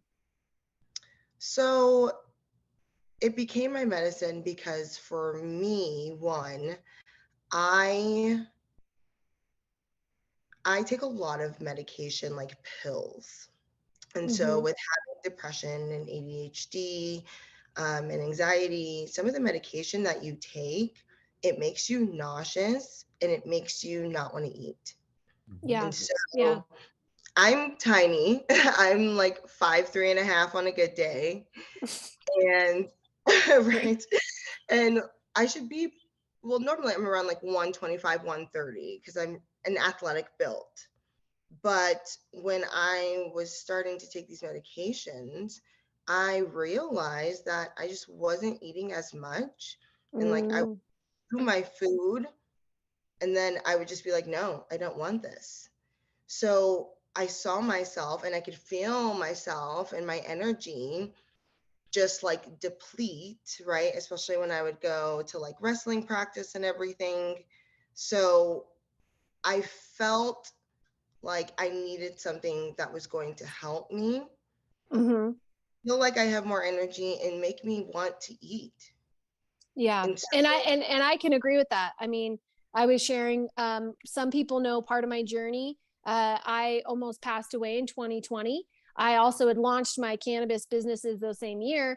And by the end of the year, I had almost passed away, had a random volvulus bowel obstruction, which you have a limited amount of time to get help, because when it ruptures, you've got arteries, veins, it blows up and you bleed out internally. And by the end of that year, I was so sick. And I was in the space, but of course I had tried cannabis 20 years ago and had a very negative reaction to it. And it was really the people who educated me on it was when I went to the dispensary and I told the bud tender what was going on with me and said, I can't keep food down, I'm vomiting, and I have all these other here's my list of medications. Okay. It's not sexy. Even when you're 40s, it is not a sexy thing. You know, you don't want to start that off in the dating world. Like I'm, you know, dating a much younger man and I'm like, I'm not going to give you my medication list. You know, we're just not going to go there. However, I can feel that. So I get it. I understand it 100%. Tell us about your consulting group that you have.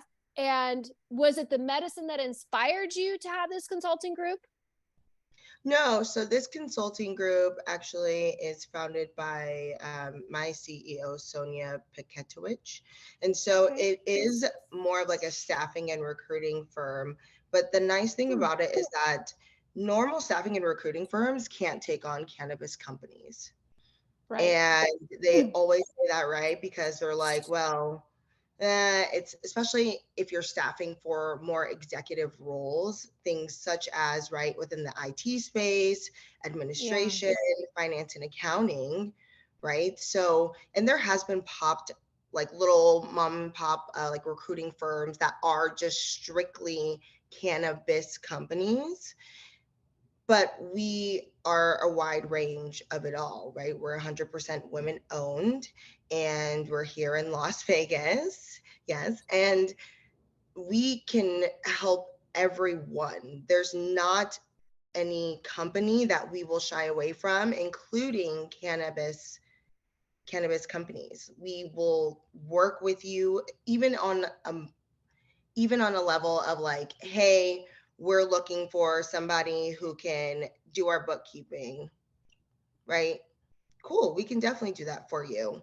We work around your budget, right? Because we're not trying to get people off. We're not trying to, be like, give me all your money, but we're going to work around your budget, and we're going to help you find the person that's the most culture fitted for your company. I love that. That's awesome. And I love to hear that you're woman owned. I think just being in this space, it's so challenging being a woman in cannabis in general. And like you said, a lot of consulting firms will not take on cannabis businesses. And that's still part of the stigma that we are breaking down those barriers when it comes to media and advertising. I mean, we were talking earlier how one of our earlier panelists, Nikki, said she discovered cannabis because of the billboard, and she didn't hear radio advertisement. She didn't see it on TV. She didn't see it on Facebook. And so you're right. It's absolutely one of those things that companies do shy away from. And in Nevada, I don't know, you probably know this, is that in Nevada, we did pass newer DUI laws, because before they were giving people DUIs under, if they, you couldn't prove that they were actually high, like they could have THC in their system. And so they went back and they revised that. And we really need to have state to state discussions on advertising for businesses in the cannabis space for recreational and medical use. And I think that's fabulous that you guys are helping pave the way for that.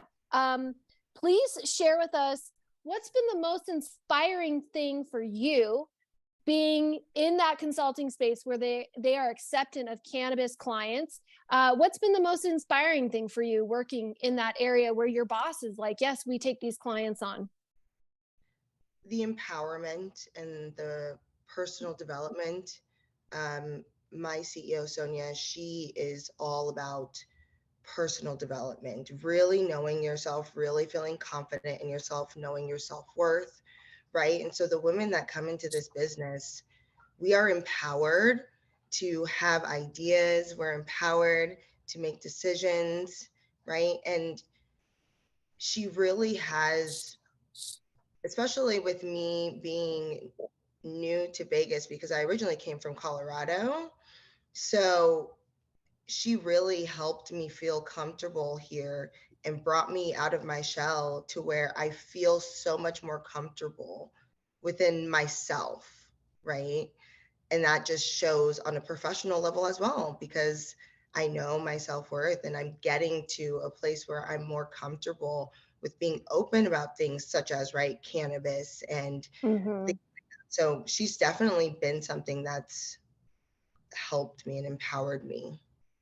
I wrote down her name because I'm going to email you after. Jimmy and I are going to co-host June 23rd. Any amazing women who are watching, who want to be a part of our discussions of talking about women in cannabis, we want to hear from you. We'd love to have you on. We lined up 12 amazing women today. We would love to have your CEO on if she'd like to come and talk to us about what inspired her. How did she get into the business? Why did she create the business? And I love hearing that she is empowering you and inspiring you, and that's how it should be. And so oftentimes in my industry of what I do with the Women in Cannabis Expos, I'm constantly connecting people in the background.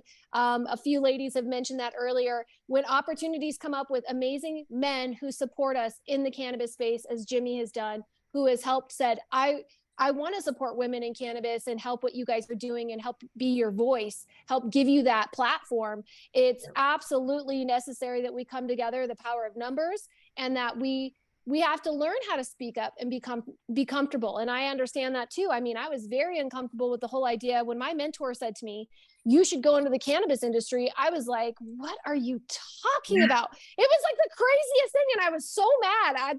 He was like, do the research and call me back. I was so mad. I hung up the phone. And I was like, that was not the conversation I was expecting to have.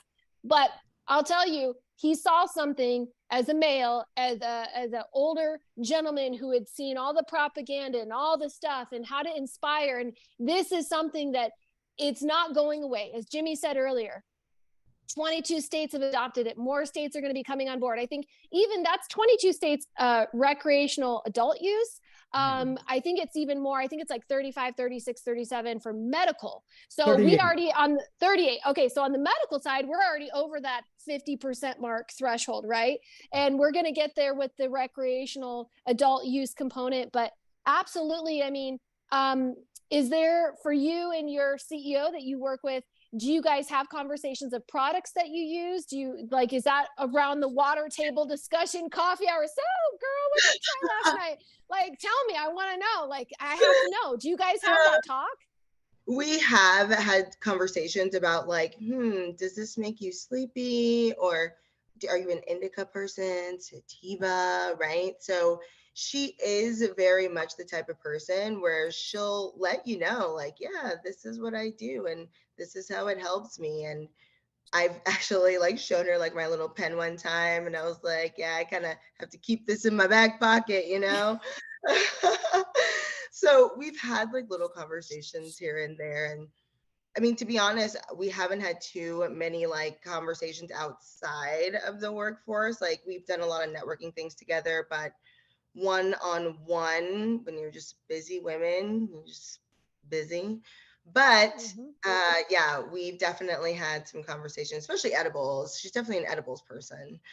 So, and I've told her I like to roll, right? So I'm like, nah, I can eat some edibles, but I'm not very good at rolling at all. I'm like super bad at it. I have to get the pre-stuffed cones, and I'm so sad that I didn't get to really have that conversation with my stepdad, because he could roll the most tightest, beautiful joint in your entire life ever. Do one And hand? so Can he roll a joint with one hand? Because that's an amazing. I'm sure that I never watched him roll them. And like I said, we smoked together on Father's Day last year, a month before he passed away. And it was the tightest joint. And so I got inspired to try to learn how to roll. And I came home and I was like trying it. I was like, it was falling apart and it was doing all these things. And I was like, oh my gosh, like I need help with this. And I know they have little devices that can help you do that, but it's really interesting. I know I have a question on what's been the most interesting client that you and Sonia, you don't have to say the client's name, but maybe what's been something that's been like either fascinating, or they had like an odd question when it came to, they are a cannabis company and they came to you guys and they're like, we need to hire whatever they're looking to do. What's been like a big story or person that's popped up in your industry that you and your boss have worked with in the cannabis space?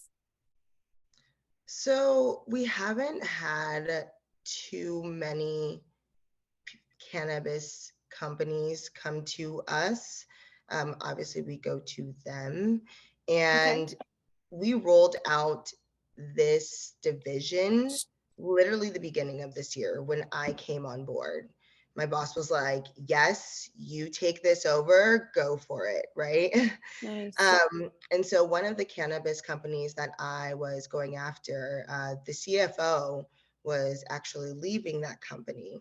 And so I started to have a conversation with them, and the CFO, like life, just wanted to do their own thing. And so having a conversation with that current CFO, it really brought a friendship between us, because we both were sitting there and talking about just, again, being a woman in cannabis. And prior to that, she was in a really big corporate environment as another CFO. So going from that to a cannabis company, she felt like there was something that was pretty much telling them to start their own business, right? And we at Torian, we're not going to sit there and be like, oh no, like, let's just find you another company. Like, we're not like that, right? We're like, heck yeah, you want to start your own business? Awesome. Have you started the process? Do you know what you want it to be? Like, all those things, because we just want success, especially for women, right? Yeah. And so after a while, we did work together a little bit, but me and her are genuinely friends now. Like, she's genuinely someone that I talk to, and being new to Vegas, right? Like, I don't really have many friends. So the fact that even though we started off as like a partnership, it actually became something more personal.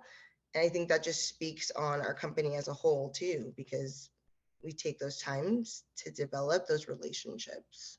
Can I interject? yeah. Look, I'm going to interrupt you because I think I have a Go good ahead. okay for her. Are you finding more opportunities for women at C-level jobs in the cannabis space? You know, I am seeing a lot more women within that level on the cannabis side than I do men. Okay, cool. Now, the real question I wanted to ask you, because I read your resume, okay? And you already shared with our audience that you're like 5'3", 135, okay? You were athletic. I get all that. I've got the image in my brain. But then I read you were a professional wrestler for 6 years. How did that happen? And where the hell do you wrestle? Yes. So like I mentioned, I grew up in Colorado, and I watched it when I was young with my dad. We called it his soap opera, right? Rock, Stone Cold era. And as I grew up, I've always been an athlete. And once I got done with college track, I really wanted to feel that feeling again, right? Having a coach, having people around you that are doing the same thing and have the same passion. So I was watching Total Divas back in the day, and I don't know if you guys know what that show was, but it was with the Bella twins. Yes, yes. And I was like, you know, if they can do that, I feel like I can do that. So I called my dad and I was like, Dad, I want to be a pro wrestler. He was like, no, you don't. And he like laughed at me, and I was like, no, I want to be a pro wrestler. And the universe does crazy things. And the person he worked with went to a professional wrestling school in Colorado, and he gave me the owner's number. So I called him, tried out, and 6 years later, here I am. That's why we actually moved from Colorado, was to have more wrestling opportunities here in Vegas. I've wrestled, and I wrestle almost everywhere. Yeah, I'm going to San Francisco this weekend for Queen of Indies. Next week I'm in Arizona. So are you with the WWE or the other one that's out there? I mean, or is it are you a freelance free agent? How does it work? Yeah, so no, I'm not with WWE. And me personally, right? Like, there's a lot of traveling to wrestling, obviously. So when you have a family and stuff like that, people choose their own paths, and that's just not necessarily my path, right? But as an independent wrestler, which you'll hear a lot of people say indie wrestling,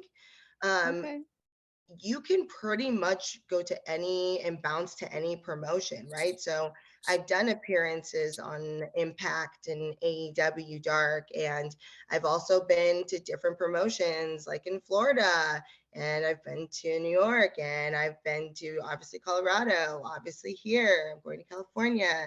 I'm going to Jamaica this summer. So there are so many opportunities as an independent wrestler.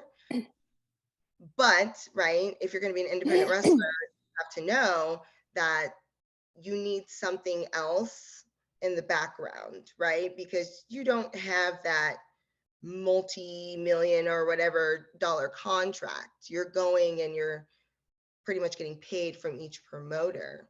Right. So when you make that decision, it's like, okay, here's this that I love to do. And then here's this that I love to do as well. And it could potentially set up my family. So a backup to a backup to a backup plan. That's right. Now, wait, I got to follow this. You got to realize whenever I'm a sports nut, I always have been, and I was a sportscaster for 30 years. So I have all kinds of questions. When you are an independent wrestler and you show up under contract with a bunch of other independent contractors, right? How do you guys decide who's going to win, what moves you're going to use, and all that? Because we do know that this is a theatrical, athletic performance. Okay. Yes. Yes. Okay. So how does that work? Do you know the people that you're wrestling? sometimes you do, and sometimes you don't, and you like have heard of them or you've seen them on TV somewhere. So then you go online and you look up their matches, or maybe you already know their matches. How we decide things. So sometimes it could be depending on the storyline, right? Right. So depending on the promotion and how things are written, that's kind of how you'll decide who's going to win, who's going to lose, right? And then sometimes it could be, which is kind of the most fun, it's like on the fly, right? Where you go out there and you listen to the audience, and whoever boos you, and you're like, hey, you're the bad guy. Whoever cheers you, you're the good guy. And you just kind of hear the crowd dip. And if you want to be, you know, an a-hole, you can be like, let the bad guy win. And then if you want to let the people be happy, you let the good guy win. I'm going to send you a present because you're cute and tiny like me. And so I tell everybody I come in fun size. I'm not even 5'3". I'm real little and tiny like you. I'm dating someone who's 6'1". I'm like, hi, how's it going? I'm currently, I have some other merchandise I'm putting together. And as soon as that shirt is done, I'm going to send you one because you come in fun size like me. Ooh, yeah. And I'll wear it when I come out on an entrance. Talk about advertising. Yes. And then be like, go see my girl, Brookie. Go get your fun size shirt from Brookie. Right. And I hope that the last MJ BizCon I missed, but I'm really hoping it was the last one. I do hope to be there again this year, and I'm looking forward to that. But Brooke, as always, I enjoy working with you. I think you've got a tremendous upside, tremendous personality. Your passion comes through. All of that are positives, and the more you do this, the more comfortable you're going to be. So that, by the way, I wasn't planning on hosting June 23rd, but you put me on the spot. You said, no. Guest host with me. I'm like, I am? I said, no, we're doing it. I mean, look, we had our March Women's Month, right? And you and I had the conversation offline that even with the other things I have going on, you said, let's do it once a month. And so we talked about that and we got into May, and I was like, okay, when's the next one? We got to talk about it because we got to put it out there in the universe. We've got amazing women we worked with today, like Rachelle and all panel 1, 2, and 3, and 4. And we want other amazing women. And we appreciate you, Jimmy, because I always tell people that ask me, especially because I have a Woman in Cannabis Expo, men will write me and say, can I come to your show? And I say, absolutely you can. Are you supporting a woman in your life? Do you want to meet women who are in the industry? Like maybe you're in the industry. So we appreciate you because it's going to take more men in the industry. Like Rachelle knows how she mentioned, you asked her about the C Corp position and how we've had a huge significant drop in numbers of women in this industry. It's going to take men like you standing up and saying, we need to empower these women. We need to provide them opportunities. And I want to thank you for giving me the opportunity to co-host with you a second time. It's always a pleasure. I love lining up all the ladies for the show and doing all the things in the background. So thank you again for having me on as your co-host today. You bet. And thank you for putting it all together, and a happy Mother's Day to all. Okay. And one thing I got to mention here about Mother's Day, there are some of us that don't have a mother anymore. So the point is, when you have an opportunity to wish someone who's obviously a mother, when you see them in public over the next 48 hours, wish them a happy Mother's Day. Would you please, even if they're strict? Yes. Because it is a very difficult job that they really don't have much choice. They have to do things as a mother. I have tremendous respect for every mother out there, especially the single ones that don't get the support from those deadbeat men out there. And you mentioned some, I talk about this book all the time. The reason why I'm so enlightened, if you will, and I call on men to make changes, is I read this book called The Macho Paradox by a guy named Jackson Katz, who I interviewed back in the 90s. And he was working with the Sport and Society Center here in Boston.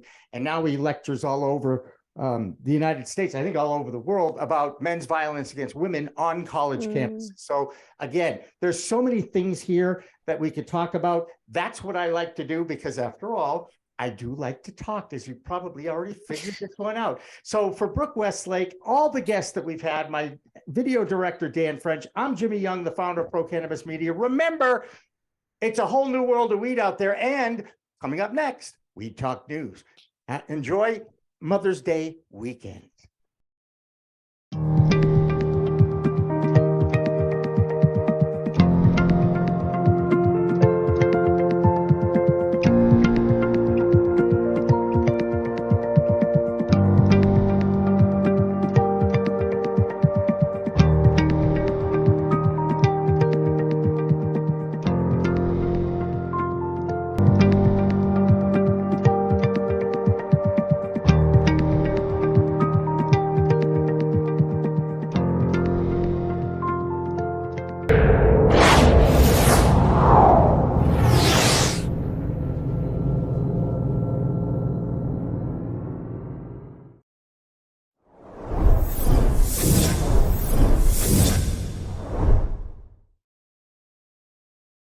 Coming up on We Talk News this week, the U.S. Senate Banking Committee is meeting and taking testimony on the Safe Banking Act.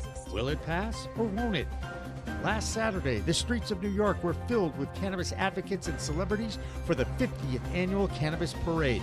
Just another day in the city that never sleeps, but are New Yorkers happy with the first set of changes to the New York State regulations?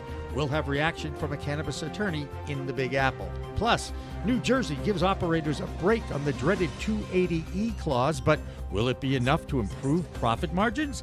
And Maine rejects the opportunity to enter into an interstate agreement with other New England states. All that and more on We Talk News next. We are Pro Cannabis Media.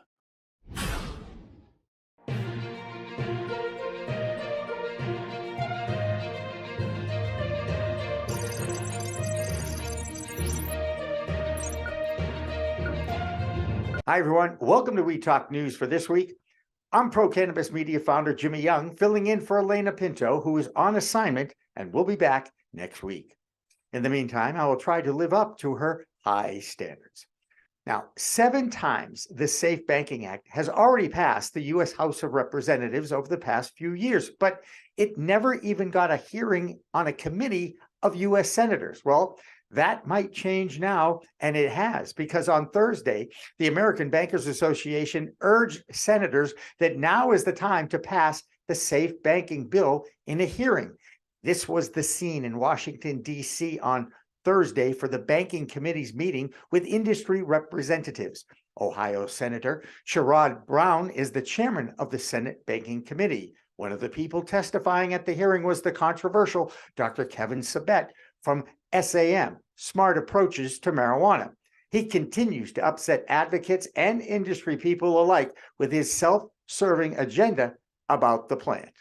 The fact that of all the people the Senate committee could have talked to, I really don't think anyone in the industry would have been happy to see that Dr. Sabet was actually down there. Now, will it pass? Well, one person who is not optimistic at all is New York City-based cannabis attorney Jeffrey Hoffman. He thinks this is all about politics, and the only Republican in the House that has passed or voted for the Safe Banking bill is Nancy Mace from South Carolina. Respectfully agree with you. Yes, the House had passed it. It just happened to be controlled by the party that moves cannabis legislation every time they have. So if somehow Schumer gets something done at the Senate, I just don't see it now passing in the House. You missed that opportunity. And I think, frankly, that's the only reason the Republicans in the Senate are now doing it, because it's cover. They know they can do this now because they can do whatever they want. And in the bizarre chance that it actually goes to the House, Kevin McCarthy's got their back. It'll never come up for a vote, right? I say at least they are talking about the Safe Banking bill in the Senate chambers. That's a good sign. Anyway, we'll have to see what happens, but we all in the industry are looking to get rid of that awful 280E clause, and if they can even deschedule the plant medicine, then the industry might be celebrating a huge win at the federal level. Still a long way to go. A little later on We Talk News here, I talk with Jeffrey Hoffman about the changes to the cannabis laws in New York.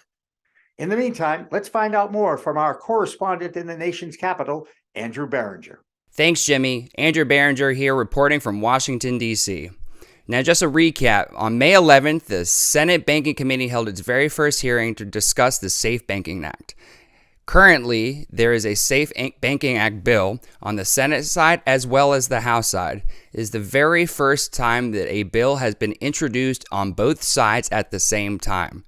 Hopefully, that'll show a little bit more positive initiative and hopefully a better outcome than previously. Now, previously, the bill has been introduced in previous legislative sessions on both the Senate and the House side. There was a little bit more success on the House side, where it had passed in previous sessions a couple times. However, on the Senate side, the bill had never made it out of committee. Now, currently, the bills have a much stronger bipartisan support, and so hopefully a lot of people in the industry and other policymakers believe that have a much better chance of succeeding this time. Please stay tuned for a future report where we will be discussing this continuously until it hopefully passes. Back to you, Jimmy. Now let's talk about New Jersey, where they have made some changes to their already existing laws, and it has to do with the dreaded 280E clause that all cannabis businesses face. That's the clause in the tax code that won't allow them to deduct regular business expenses that every other business has a right to do. These changes only pertain to the state of New Jersey taxes because, as you know, cannabis is still illegal federally. Our man in New Jersey is our own Rick Lineve from Accounting Buds. He explains the changes in the state and why this is still significant. As you mentioned, 280E is the most important piece of the tax code when it comes to a cannabis company, which is why the news this week here in New Jersey is of a gigantic nature. So New Jersey has decoupled from 280E, which in layman's terms means that here in New Jersey, the cannabis companies will be taxed the same as a normal company would be, a non-cannabis company, for their state taxes. It does not affect the federal taxes. On the federal level, 280E still exists even for New Jersey companies. But for companies here in New Jersey, they now, when they fill out their state taxes, they will be treated just like any other business here in the state of New Jersey. And I say it's significant because we've seen this happen in a few other states before. And on average, from what we've seen, the taxes that a company will pay in a state that has decoupled for their state taxes will be approximately half of what they paid had it not been decoupled, had they still had to follow 280E. And while that may sound shocking that the number is that big, keep in mind that many expenses such as labor and rent and things like that that a normal company can deduct on their taxes cannot be deducted for a cannabis company. So now when you're able to take those deductions, that will give you quite a big benefit on the taxes owed from the state side. For the rest of the cannabis news out of New Jersey, here's Jill Goldsberry, who outlines the whole Curaleaf debacle in that Garden State. Good afternoon. I'm Jill Goldsberry, and this is We Talk News New Jersey. And here's what's going on in the Garden State. Just off the heels of the bigger story in New Jersey, multi-state operator Curaleaf Dispensary was recently granted the approval to continue adult use recreational sales in all of their New Jersey locations. This is just after regulators denied them approval of recreational sales on April 14th. And during this time, they were still allowed to operate as a medical dispensary, but without the commission's approval for an annual license for marijuana sales would have been halted severely at Curaleaf locations. And I think last Thursday was one of the biggest sale days pre the cannabis parade in New York City, which has been going on for the past 50 years, if you were there. Curaleaf has been in hot water previously, as early as last month, for their decision to temporarily close one of their grow facilities and inform employees that they were laid off that day. And this was also seen as a violation of regulations. This is considered a violation of rules for cannabis companies to operate in the state. So they were in hot water for that. But as of this Monday, the Cannabis Regulatory Commission did have a meeting on Monday to reconsider Curaleaf's applications for recreational marijuana cultivation and sales. Ultimately, they did renew 5 of the annual licenses for the company. However, there are some conditions they must demonstrate. One, they must demonstrate good faith bargaining with their employees and its activities and tactics.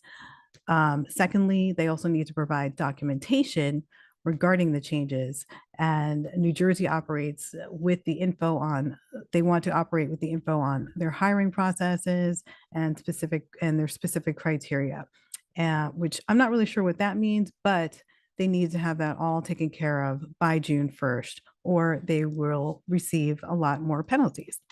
And moving along to Elizabeth, New Jersey, I've got an inside story that the NAACP will be filing a lawsuit against the city, citing discriminatory practices by the council board president, Frank Mazza, the mayor, Bullwidge, the zoning board director of zoning, Eduardo Rodriguez, who allegedly are preventing a Black-owned dispensary, Cannabis, who I reported on last week, that's opening a dispensary from, they're preventing their resolution, which was previously attained during an appeal, but the city is refusing to comply with the order. We actually have audio from the latest hearing to share, which contains some testimony during a council hearing with Councilwoman at Large Patricia, Councilwoman at Large Patricia Perkins August, and her pro stance, while a fellow councilman, Galman, is speaking on his con stance based on why not to comply with the legally bound resolution. This will certainly be an ongoing story that we'll keep you informed of what's happening in Elizabeth, New Jersey. And I'm Jill Goldsberry with We Talk News. Thanks for watching. Next up, the state of Missouri, where they are quickly becoming one of the top consumers of cannabis amongst new states. That makes our own Brandon Jones very happy. Here's his weekly Missouri Cannabis Report, sponsored by Baker Brands. Hey, what's up, everybody? It's Brandon Jones from B-Green Distribution with the Missouri Cannabis Report for We Talk News, sponsored by Baker Brands, my boys. And yeah, you might be able to notice I'm not in Kansas City anymore. I'm out here in Florida, family little vacation, workcation, checking out some people. And I can't believe I met an awesome gentleman down here that's actually taking my mother-in-law and my nephew fishing right now. Just caught my first bluefish. He was in a horrible accident. He was a cannabis grower before, and he only was on opioids for 6 days after his accident. He actually had his foot come off of his leg, and they had to reattach it, redo part of his face. He's now deaf and now lost sight in one eye. Had to be in a wheelchair for 3 years until he could actually walk again, and is only on opioids for 6 days because of his use of cannabis. How do you find people like this? I don't know. We just talk, we interact, and it's just amazing how the world works. So even though I'm here in Florida, I just want to keep you up to date on the Missouri news as well. 350 million sold in 3 months. Insane. And I do have a little FOMO at the Regalia tomorrow night in Lake of the Ozarks. There is Mo Canna Fest, which is another huge and awesome event put on by great people down there. I know my boy Waxy Brown and the Artisans of Dank are all going to be down there.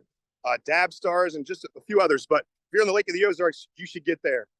So I'm Brandon Jones with B-Green Distribution, the Missouri Cannabis Report. We Talk News. Stay educated and medicated. Have a great week. Brandon Jones, Missouri Cannabis Report is brought to you by Baker Brands, a curated B2B marketplace for head shops and dispensaries.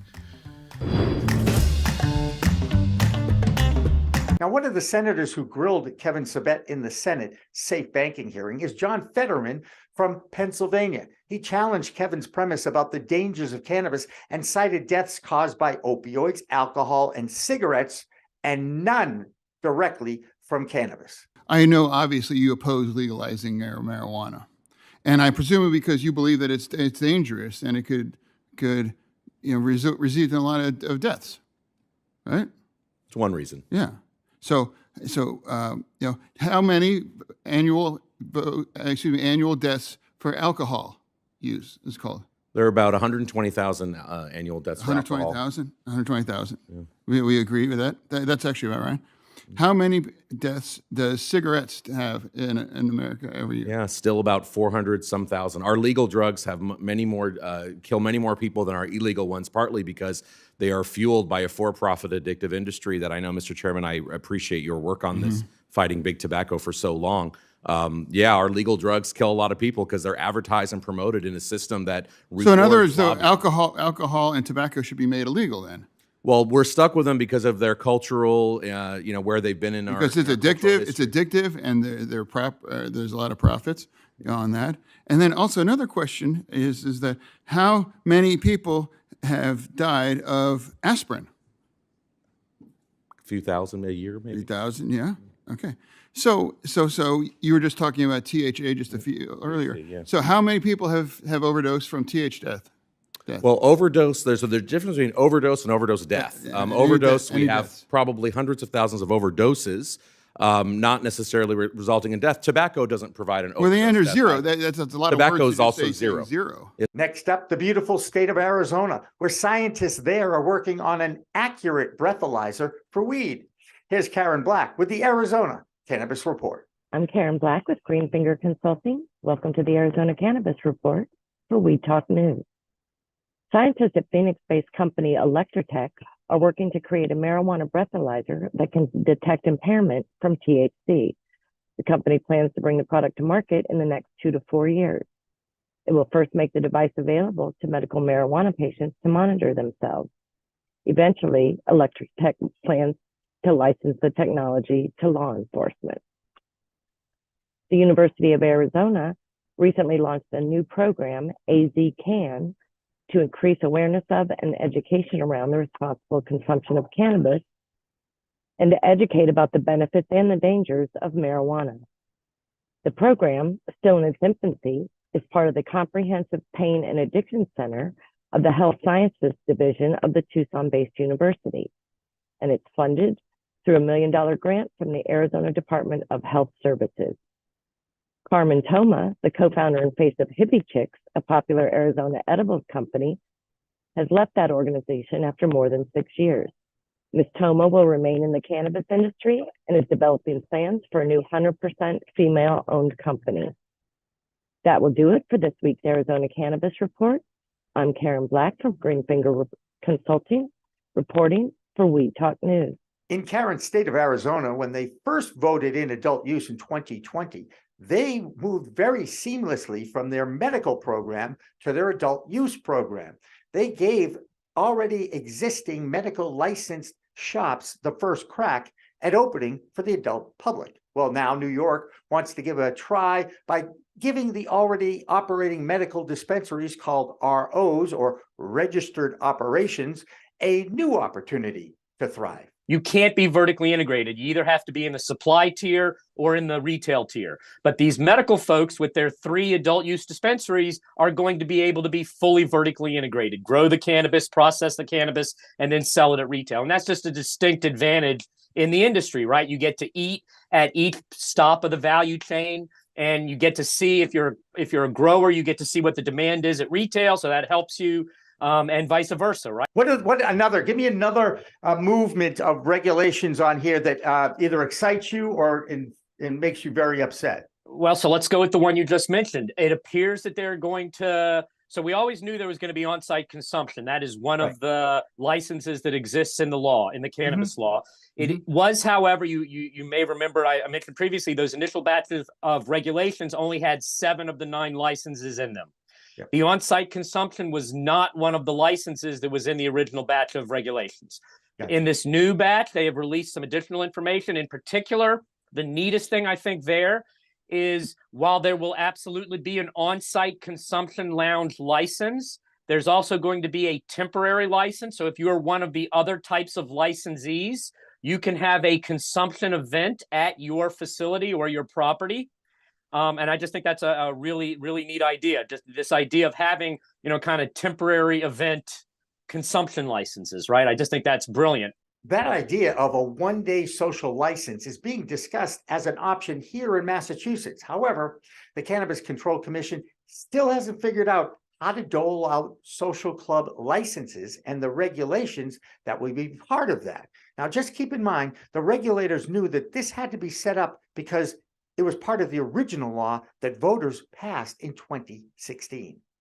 In our Massachusetts report this week, sponsored by Holyoke Cannabis, the only real piece of news in the Bay State is the announcement by that controlled commission that delivery licenses and dispensaries will now be able to sell seeds and clones to the adult population. There will still be a limit on how many clones you can buy based on the 6 plant per adult regulation that has been in place in this state since the commission started. I can also share this little tidbit. The procannabismedia.com website will also be selling seeds. We're just working on some technical challenges with our website.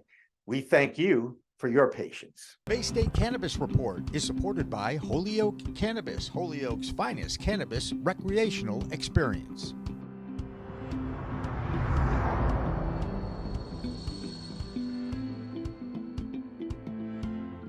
In Illinois, that cannabis market might have peaked since sales dropped for the second straight month. In the meantime, advocates are trying to get some of the regulations changed to make them more business friendly. Here's cannabis legalization news' Thomas Howard. What's going on? It's me, Tom from CannabisIndustryLawyer.com, here with a report on Illinois. The IDPFR has released April data from 2023. And what does that tell us from 2022? Sales in units are up. They went from 3.1 million 1 April ago in 2022 to almost 4 million in 2023. But the dollar amount only increased by about $100,000. So sales are somewhat flat. And then out-of-state sales have declined by almost $10 million, $9 million precisely, from the start of Missouri being able to offer cannabis legally in their state at cheaper prices with lower taxes. So has the Illinois market stalled out? Perhaps. They have sold more units, but they've sold only about the same amount of dollars, and they've lost $9 million to Missouri going legal. That's what's happening in Illinois cannabis. Back to you in the studio. Needless to say, if the safe banking bill does get passed, cannabis stocks will increase in value overnight.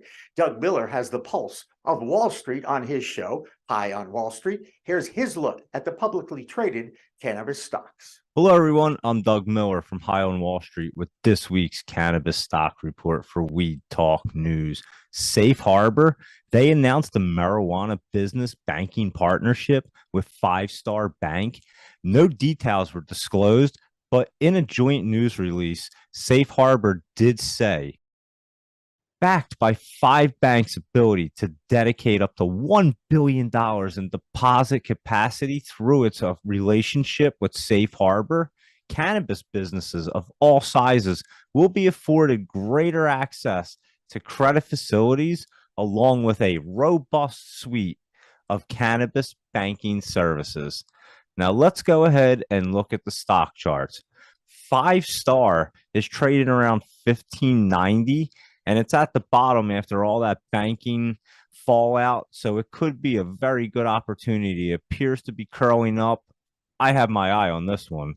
And Safe Harbor, they're trading around 47 cents, and it could be dipping just a little bit more, but definitely watching for that little bit of pullback because it looks like it wants to bounce off the bottom. So keep your eye on that one. And Sunday is a very good friend and frequent guest of Pro Cannabis Media. And we all just want to congratulate her and continue that success because this is an awesome thing in the cannabis industry. And that's this week's cannabis stock report for Weed Talk News. I'm Doug Miller. Okay, now let's head out to the mature markets on the West Coast. That includes Oregon, where according to our grower and advocate out there, Marijayne Kershaji, that state is, quote, a hotbed of corruption and dysfunction. Here's Marijayne. I'm Marijayne from Alibi with this week's Oregon Cannabis Report for Weed Talk News. Oregon continues to be a hotbed of corruption and dysfunction. The news of the second largest retail cannabis chain, LaModa, their ties to the ousted Secretary of State and other politicians continues to make headlines. Their poor business practices have tainted the industry and caused incalculable damage to the reputation of all cannabis businesses in Oregon. The 2 cannabis trade associations in Oregon, the Oregon Cannabis Association and the Cannabis Industry Association of Oregon, have both distanced themselves from LaModa. Another headline from the week is that Emerge Law Group failed to identify zoning restrictions for a cannabis transaction and had to pay nearly $5 million in a malpractice suit. And finally, cultivators are still scrambling to make sense of the new Aspergillus testing requirements. The testing requirements have a 0 threshold and were not recommended by the Oregon Health Authority and have no scientific backing. That'll do it for the Oregon Report this week. I'm Marianne with Alibi for Weed Talk News. Here at Pro Cannabis Media, we continue to provide reports from coast to coast in cannabis, and now we can finally say from Maine to Washington State. Our new Maine correspondent is the Doctor of Pharmacy, Stephen Ivanoski from Ogunquit. Now, earlier this week, I got a chance to talk with the so-called Dr. Beeline about Maine's failure to create an interstate commerce agreement with other New England states. I'm certainly happy to be filling in, and I'm also very happy to introduce you to a new member of the Weed Talk News team. His name is Dr. Stephen Ivanoski. I said it right finally. Okay, and he is a doctor of pharmacy from Ogunquit, Maine. Hi, Stephen. Thank you so much for joining us. How you doing, Jimmy? Thank you so much for having me on today. Terrific. Now, there's a story. There's a reason why we have you, not just to introduce you. The story is that a committee in the Maine legislature has rejected an opportunity to give their governor an opportunity to set up interstate commerce for the state of Maine. What was the reaction in the state of Maine when they find out that, oh, we thought we might have interstate commerce, but now it's just going to be delayed? Yeah, so I think that's the key word there is delayed. There will be so basically it's been shut down for now. But there will be other mechanisms that they'll be able to push this through. And I'm sure that is going to be what is going to be happening. That absolutely will be the case. Yep. No, that's great. We want that to be the case. We want things to work the right way in government. You do host a podcast called the Dr. Be Well podcast, correct? Yes, sir. See, I can read as well. Tell us a little bit about the podcast and why you do it and maybe some of the people you've had on. Yeah, so the Dr. Be Well podcast is all about helping individuals, the community, and society as a whole do just that, be well. And cannabis is a big part of that. So we've had quite a few, cannabis professionals on the show so far. We've had Dana Brearley, who's the CEO of, the largest adult use, facility up here called East Coast Cannabis. We had him on, so definitely check out that episode. We had another cool episode on with a gentleman named Drew Patterson, who, we kind of talk about some of this legislation stuff. Drew is very, very plugged in with Portland. I'm currently communicating with him to see what's going on up there. And finally tonight, an interesting story about one of the most successful high school football coaches in New England. His name is Jack Cochran, and he won 8 state championships in football with 3 different Connecticut high schools. Now, after getting out of coaching in 2012 for health reasons, he went into the restaurant business. And now he's got a cannabis delivery business that's licensed in that state. How did that happen? Well, a few years ago, he met a former player named Jordan Reed, who is a kind of an ex-NFL football player. And yes, it was one of Jack's players. Now, the former NFL player explained to the coach that he used cannabis for recovery after games for years. So now that Cochran has a license, he's going to hire 25 drivers and is making sure that those who are most impacted by the failed war on drugs will have an opportunity to work with him. This is another example of how the new cannabis industry should work. It helps those who were negatively affected by the failed war on drugs with opportunity for employment and advancement. That's Weed Talk News for this week. I'm the founder of Pro Cannabis Media, Jimmy Young, and yes, Elena Pinto will be back next week. Remember, it's a whole new world of weed out there. Use it responsibly. The Vermont Cannabis Report is supported by another Green Mountain business, Cannatrol, winner of High Times Best Dry Cure System. Check them out at cannatrols.com.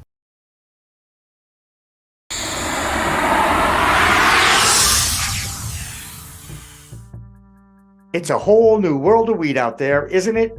Everyone is learning new ways to titrate, ingest, consume, imbibe, and engage with this plant medicine we call cannabis. Hi, I'm Jimmy Young, the founder of Pro Cannabis Media and the host of In the Weeds, and once in a while, the really live business cannabis talk show we call Green Rush on Friday afternoons from 4 p.m. to 6 p.m. Eastern.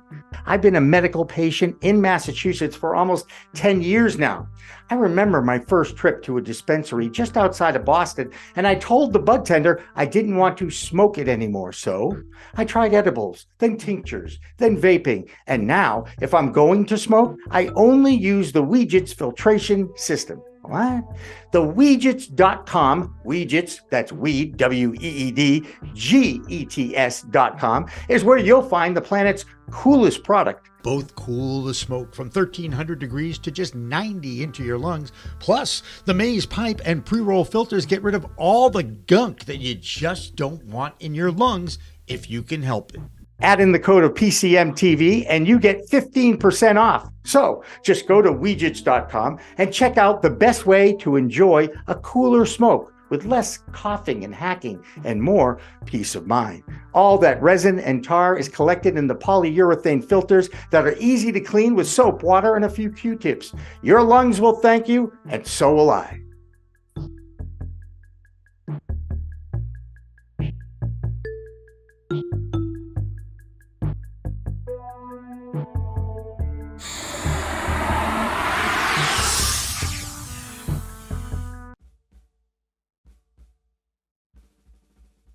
We are a cultivation through to consumption lifestyle brand for the cannabis industry. Of course, the crown jewel in our product line is the Armoire home grow system.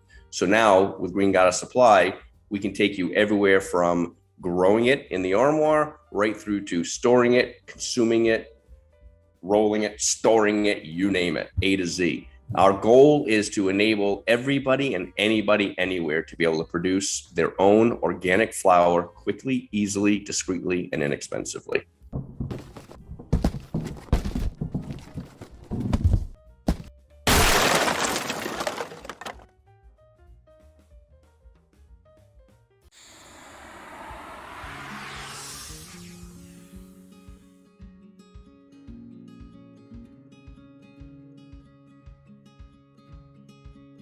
You would think that it is. However, there's quite a bit of debate right now in the accounting industry when it relates to cannabis with this exact question. I'm part of a few different networking groups that are solely accountants for cannabis companies. And there's been quite a bit of back and forth in those communities and discussion regarding whether 280E, if it went away, if the administration legalized cannabis or took it off of Schedule 1, what would happen? And it could go either way right now. The debate is it can make the accountant's life much easier. That's what a lot of the inexperienced accountants are saying right now, it seems, whereas the accountants that have been in this industry for a while and have gone through the same thing that happened with hemp a few years ago are saying that it actually will make lives more difficult, because when hemp became declassified a while back, the accounting became more complicated.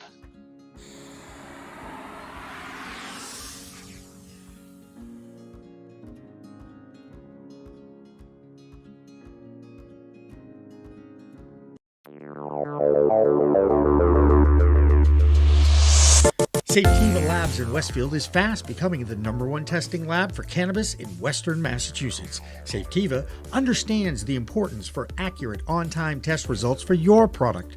That's why their current compliance panel turnaround time is less than 2 days. That's Safetiva Labs in Westfield. For more information, go to safetiva.com.